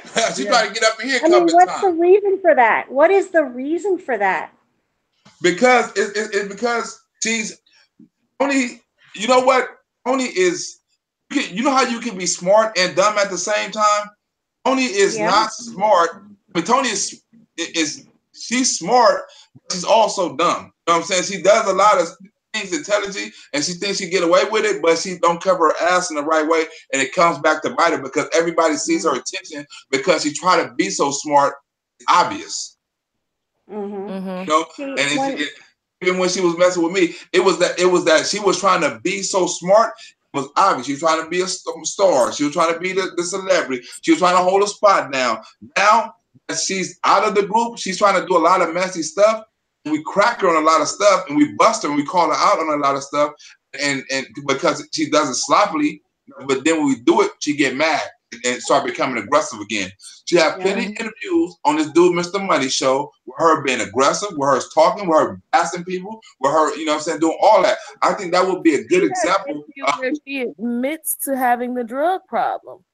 So she's gone on camera and put herself in a very bad light on several different occasions.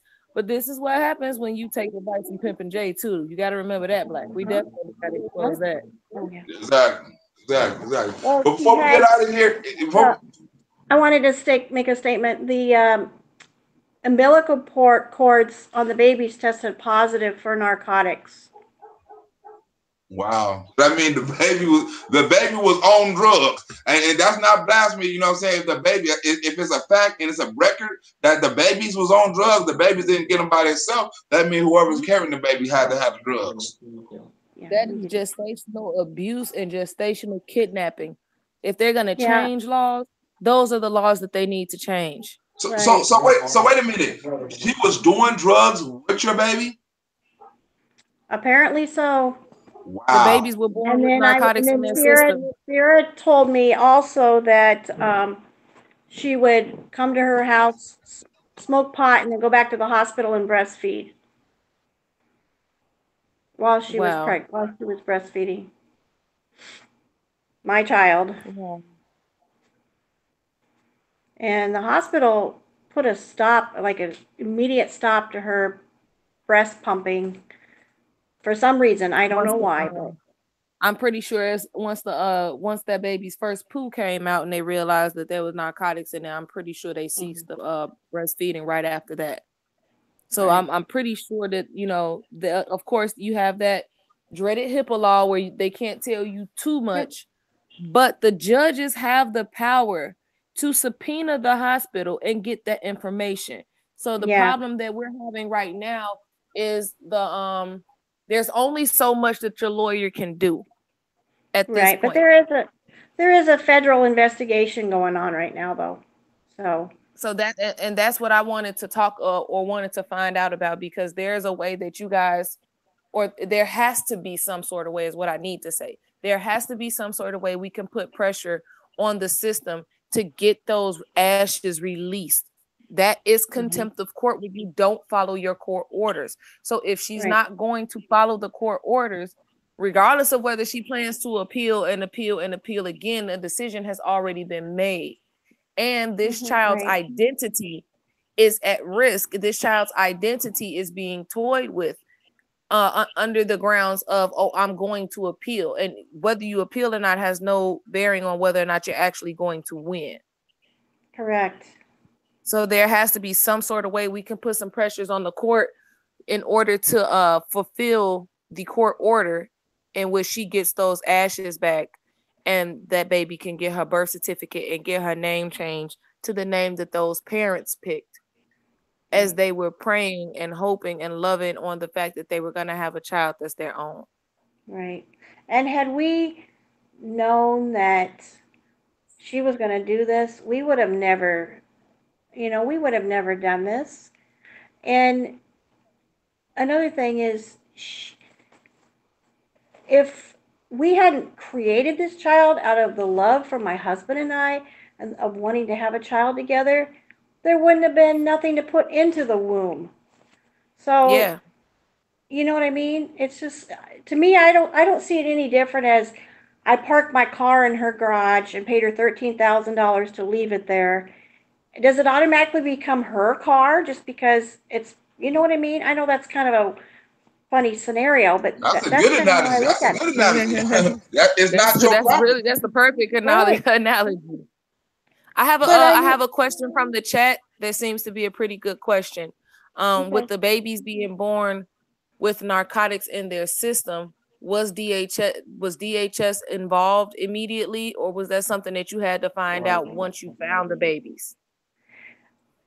We don't know 100%, but in the very beginning, the hospital was talking, and all of a sudden, when the Attorney General got involved and represented the hospital, because it's a state hospital, they shut up. We did have hints. This is exactly how it went down. The social services director said to us, we asked, was DHS involved? His statement to us was, well, I can tell you this, when a mother comes in on drugs or acts differently, doesn't bond with the child or act like a natural mother, then we call DHS in. And he said, read between the lines. Exactly how he put it. So we can take it as we want. My husband did go to DHS. So they can't confirm nor deny it, but they gave you the scenario for which they do it, almost suggesting that that's what happened. Exactly. So are you going to pursue any lawsuit against anybody else after this case is over with? We're not sure yet. I believe that the hospital's got some negligence in this, absolutely, because the investigation wasn't done, and if it was, it wasn't completed. Exactly. I just said that they, like I said in the beginning, they was willing to speak, and then all of a sudden they didn't want to tell us. They told us that this situation was so bad and a lot worse than what we thought was going on, that when they sat down to tell us the situation, that they would provide clergy, counselors, doctors, everyone would be there to support, to tell us the story. So we never got the story. We don't know what they know, but they know something. Right. They definitely know something, and obviously something was able to be provided to the lawyer to give to the courts, because again, you've won this case several different times. So this isn't something that has begun. And then another thing I wanted to let people know, even if DHS was involved initially from the beginning and quote unquote took the kids, the babies were premature. So they would be in the custody of the hospital because they were in the NICU. So there's time for them, or there's time for the parents to get clean, and they will give the parents back custody. But the Montovers were able to step in time. So there's not to say that she actually had custody just because she was able to go to the hospital and visit them. The hospital may have actually had custody at the time of birth, and then the custody battle began afterwards. Right. So they may have opened and shut that case a little quicker than you guys know. Again, she doesn't know what narcotics were found in the baby system, et cetera, et cetera. Just that, from what she's been told before liabilities were coming in and before lawyers got pulled into play, is that DHS had been called, and we don't know what happened after that. Right, and I Tony don't even does know not have custody of the babies right now. Miss Montover has custody of the baby that survived, and Tony has custody of the ashes of the twin. Right. So before we get up out of here, I want you to go over things that you want to advice you would want to give other women about your situation, so they wouldn't have to suffer the same thing.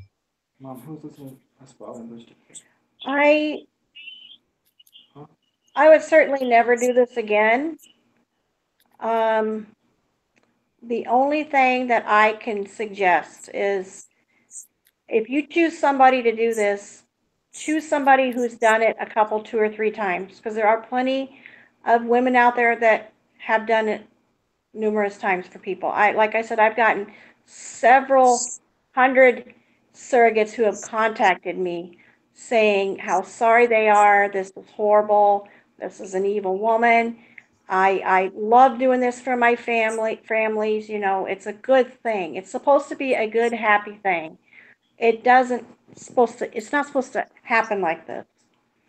And so I would suggest choosing someone, definitely do background checks, because that came as a shocker to us. And our attorney had done a light background check, I guess is how she put it. But she was writing letters into our attorney saying she was Yvette Bear. So this woman full of drama. Yeah. This woman full of drama. Now you had something. Now, one last thing. You said you had something set up for your daughter, right? Because like she's going to be suffering, not suffering, but she's going to be going through a lot of difficult things for a long time as a result of this. And I know I know she has something to do with it. But I don't want to accuse nobody nothing. But there was no complication through the pregnancy. Her uterus and everything was in pristine condition. There wasn't nothing wrong with it. All of a sudden, she had a miscarriage and things like that, and the child died early. So, like I said, there's something fishy going on in that. But like I said, everyone needs help and things like that, especially in the situation you saying your husband having to work 2 jobs, you working extra long hours and things like that. You know what I'm saying? The medical bills are piling up and things like that. Now, I want you to tell people, because there's going to be people watching this, how would they be able to help you financially if they want to reach out and donate something? How would they be able to help you out financially, or see what the cause is about, and see if they want to join or help the fight? How would they be able to do that? Like any site or PayPal's linked up, anything? Well, we have a GoFundMe page, and we're still getting donations a little here and there. She initially, when we started it up, she had tried to get it taken down and messaged everybody and anybody that she could think of, including on our Facebook, saying we were a fraud and we were a lie and this was wait. So when you was collecting money for your baby medical bills, she was hitting people up, telling them don't donate to you? Yes. But she's so concerned about the care of the child, but she put this child in medical danger, and then is asking people to not assist the child with the help that it actually needs. Right. And she can't do anything to actually give the child what it needs itself. For conveniently neglecting the thousands of dollars in child support that she owes herself or her children. Correct. And just has, absolutely no room to talk about my home life where my child is being raised. I am absolutely nothing compared to that environment that, I couldn't live with the fact that my child would be in her environment. That would be frightening. Oh, yeah, very frightening. I couldn't imagine. So what is what is your GoFund account under? Surrogacy Nightmare, something like that. It's pretty easy to just type in our names in there, our name for under Montover. and I told you that's how you pronounce her last name. I be saying Montover. We've been saying Montover all the time. You know that, right? We call him Miss Montover. That's okay. I was saying it correctly for a long time, but it was making me feel awkward because I would say it and he would pick up right behind me and say, "Yeah, because the Montovers." I'm like, "Gosh darn it, Black." It just sound more gangster to me. It sound more gangster than Montover family. And I wanted to make something clear too. You guys all reached out to me initially, right? Yeah. Yeah. Yeah, we reached out to you. You know what I'm saying? We reached out to her. People say, "Oh, I reached out." No, I saw the story. As a matter of fact, I'll tell you how I saw the story. I saw the story, and somebody hit me and say, "Tony is fighting the case." And me, me personally, I do not like Tony, to tell you the truth. So I reached out to you. I saw the article. I read the article, and I reached out to you on Facebook, and I asked you, do you want me to? Can I offer you an assistance, offer you an interview, anything like that? You know what I'm saying? We talked for a little bit. You know what I'm saying? And you express how you just want how you want to get your story out, and how nobody helping you bring awareness to the story and things like that. And you just wanted a voice. You couldn't do it legally, but you was gonna have somebody like your son and your mother to do it, which you did. Now, is anybody else is any other people going to help you spread the word? Like, on another platform and thing? You got any more interviews coming up? Yeah. Actually, we got contact. Who was it? We were contacted by. You know what? Don't say it. Don't say it. Oh, yeah. Because what we don't want is for like you said, you already are dealing with this on just the GoFundMe. Oh yeah. So the last thing you want is for the people for her people, and especially Jedediah and his paid freedom fighters. And the only thing they fighting is everything that's supposed to be for justice. They will reach out to those people. Yeah, they will do that. They will lie and manipulate. They already had tried to attach you to an entirely different racist person that has absolutely, their case has nothing to do with your case. So we can only imagine what they would try to send them in order to derail your truths, because what you have is truth. And I've told no lies at all. I've told nothing but the truth, and I will continue. But I will also make note that I will tell the whole world who she is. I have no problem with that. If this is what she wants to continue to do, I have no problem with telling the whole world the truth and who she really is. And I won't stop, because they need to know. They need to know. I know a few women that can't have children, and I would hate to say, "Oh yeah, this is her name, so look out." And they're like, "Oh no, I'm dealing with this person," and it happens to be one of her aliases. Right. I would hate for something like that to happen. You know what I mean? Mm-hmm. I wouldn't want another family to go through this at all. I wouldn't wish this on anybody. This is the most horrible thing we've ever went through in our entire life.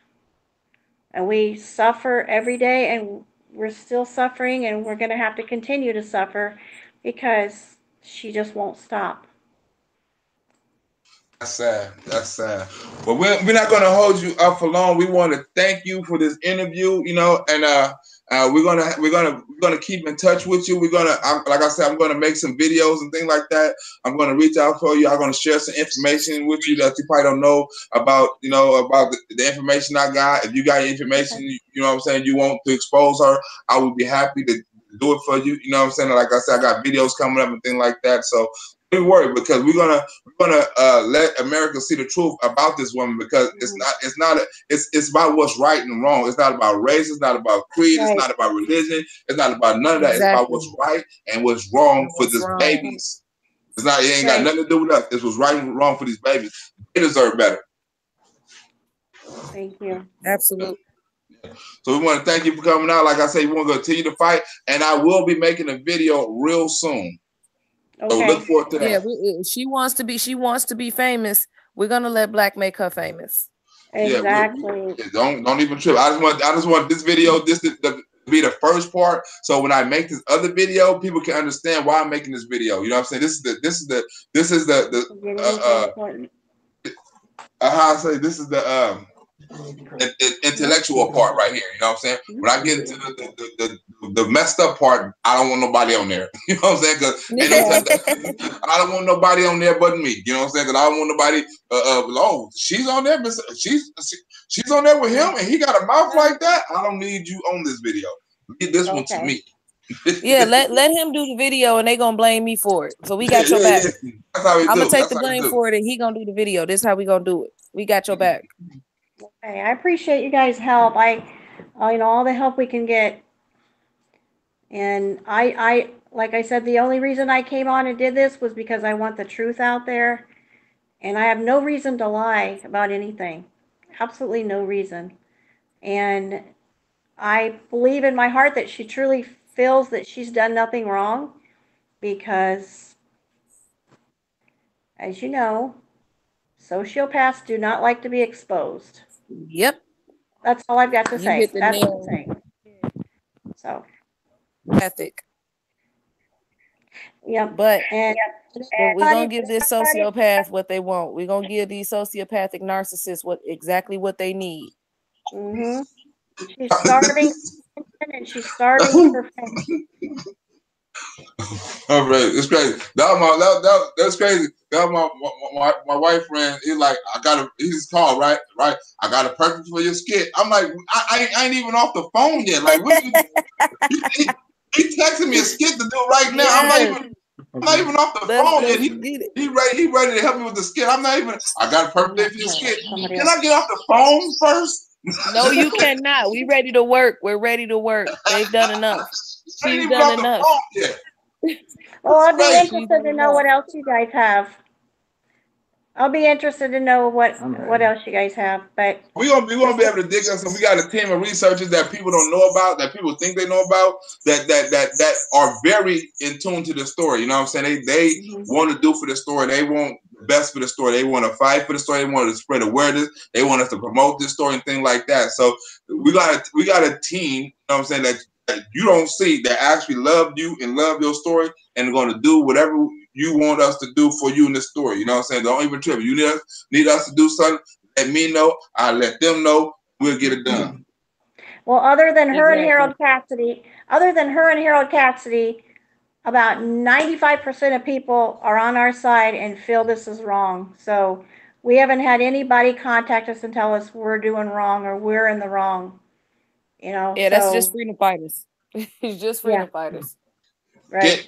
Before you go, can you tell my Asian group thank you for the research they're doing and they will be doing, my Asian group? Absolutely. Thank you very, very much. Thank you so much. Appreciate you. You have no idea how much we appreciate you. We are going to bring you guys some smiles in the midst of this. I can't wait for Black to do these skits and for you guys to be able to look at this, know that it's almost over, and be able to smile at some point. Right. At the actual situation. He gonna bring y'all some smiles, and I'm right behind him. Well, we know you guys are. We know you're good people, despite what she says. But we know you're good people. So everybody don't think we good people, but we want to thank you for expressing that. But everybody don't think we good. Well, yeah, but the only ones that don't are the same ones that think that this is okay what Tony's doing to her. So we don't worry about those people. They Tony friends. They Tony friends. There's a couple of people on the other page that we know what page you're talking about.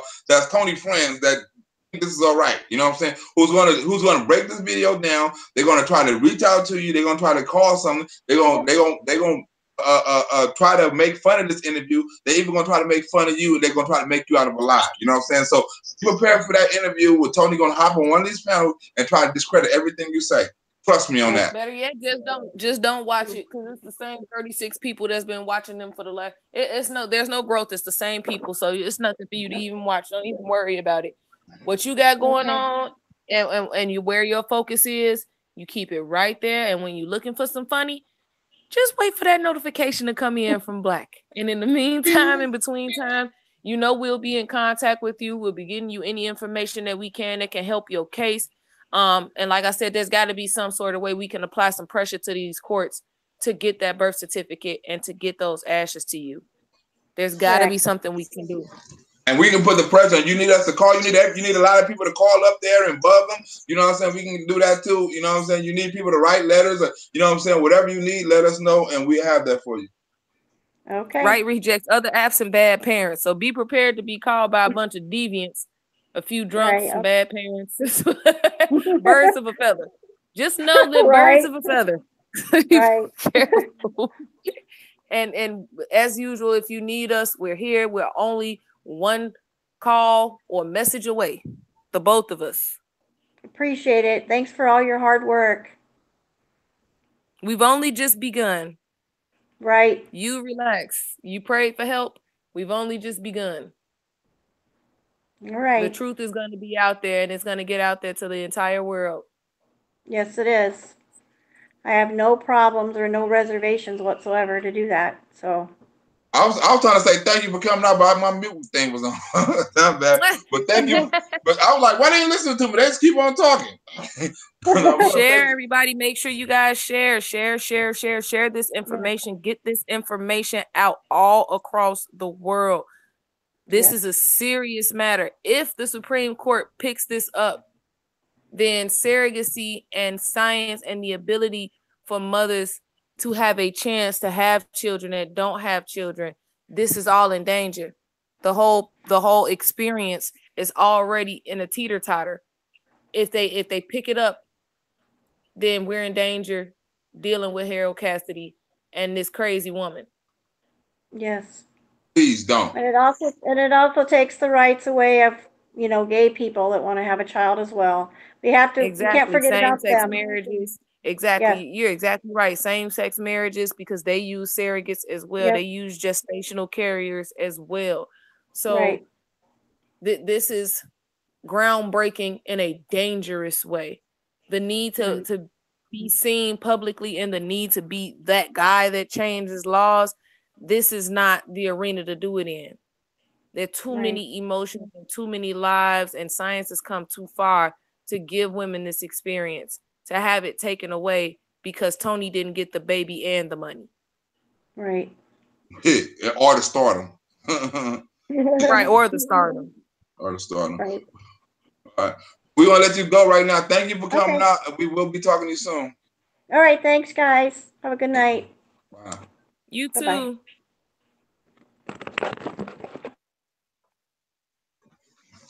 That was fun. Hey, wait a minute. Wait a minute. We're going to get off of here, but hey, if you want to see a quick clip of Mr. Money, come on back right now. I'll show a quick clip of Mr. Money. You want to see a quick? I'm out. I can't go on this one. I'm out. We got to come right back. Look, y'all been making my stomach hurt all day. It had me dying. Come right back. If you want to laugh, come right back in like 2 minutes. We got more coming. Come back in 2 minutes. Kids are like, this is like next level Black Rosebud right now. This 2 minutes. Come back. I'm gonna end it. Nish, you ain't gotta come on because I'm for this play and I gotta go. I'm gonna I'm ready to get ready to lay down now. Now I'm starting to wind down. Come back in 2 minutes. I'll be right back. 2 minutes. No, wait. No, don't hang up just yet. Wait. It's a professional show, so I gotta do our announcements. We gotta make sure we get that out there while we got the audience for it.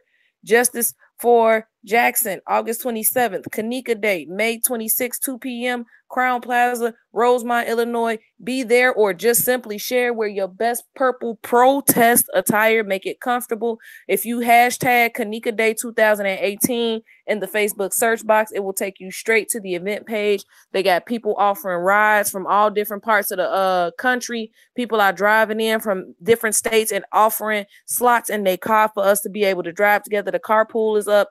The public transportation list is up.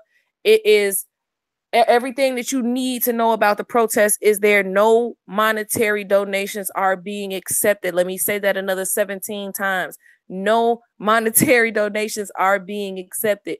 Justice for Jason, justice for Jameson, justice for Samaje. Oh Lord, I'm forgetting 2 names. Jackson.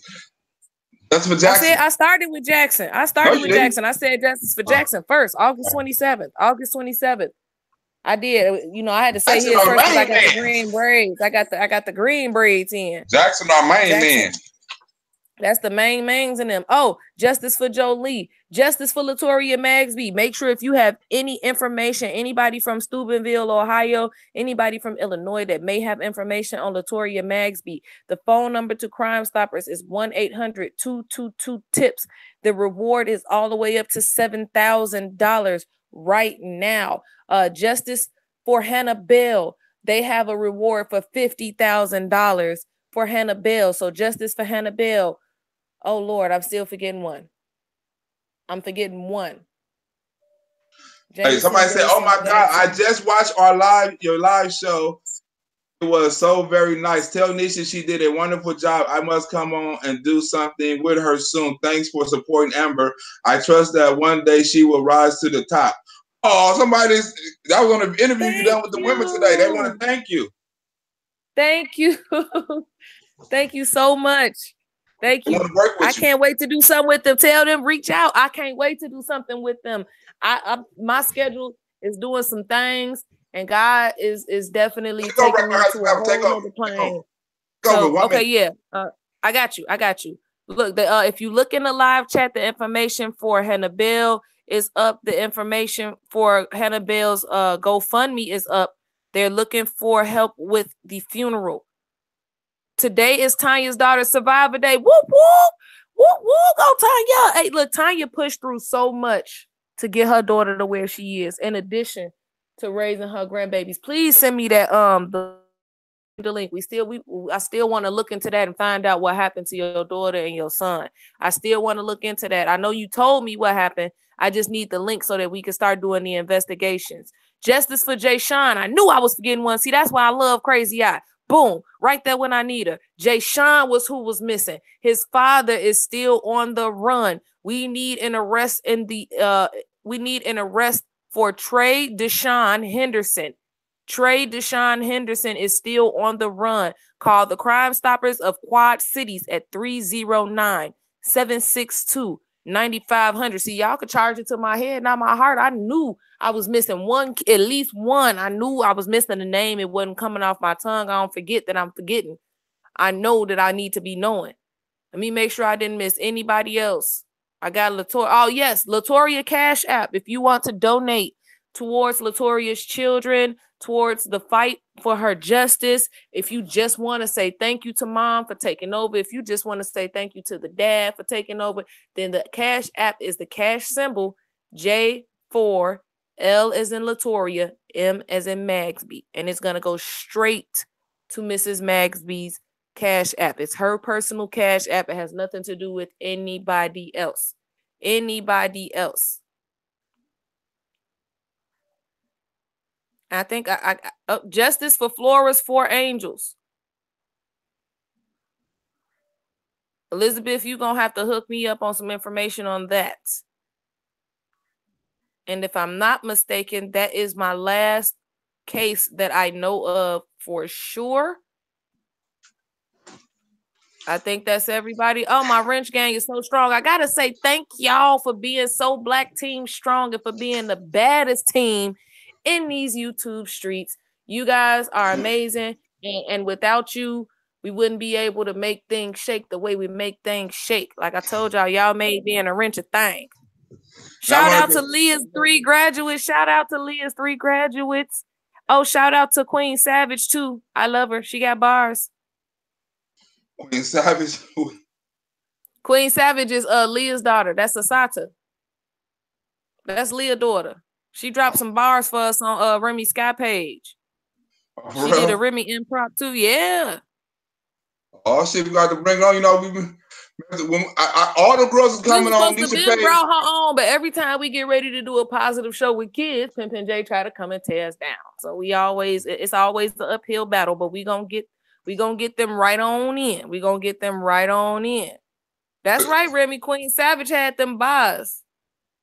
This is today. Say, shot it like I'm from Atlanta. I was like, hey. What they say? Hey, and this people starting to like you. Why they starting to love you? What they say? Hold on. Let me see what it say. Let me see what it say. We got people starting to. It says, "Oh my goodness, I just watched our live show. It was so very nice. Tell Nisha she did a wonderful job. I must come on and do something with her soon. Thanks for supporting Amber. I trust that one day she will rise to the top."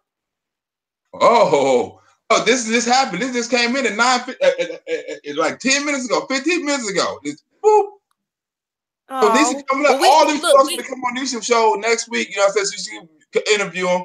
You know what I'm saying? A group of women gonna come on. A group of young women. You know what I'm saying? Who hopefully can, you know what I'm saying, who can look up for Nisha as a mentor. You know what I'm saying? Or you know what I'm saying? Or as a motivation, or maybe, you know what I'm saying, somebody can motivate somebody and they can keep in touch to get some womanhood thing going on and shit like that. One person help the other person. You know what I'm saying? And build a bond, because these people are connected too. These people are connected. I love it. I love it. I'm so excited. Yeah, so I'm going to be getting some more, you know, interviews like that. You know what I'm saying? Because this is something that should be going on her show. It shouldn't be on my show. It should be on her show, on her platform and things like that. You know, with young women and things like that. You know what I'm saying? On a sensitive issue, it should be more on her show than mine. You feel me? So we're gonna keep on working. We're gonna keep on bringing awareness. We're gonna keep on doing our thing, and y'all gonna keep on hating. Okay. I'll come back in 2 minutes. Exactly I'm going to show you this funny ass money. Huh? I say, yeah, 2 minutes. 2 minutes. 2 minutes. I'm out. Money clip.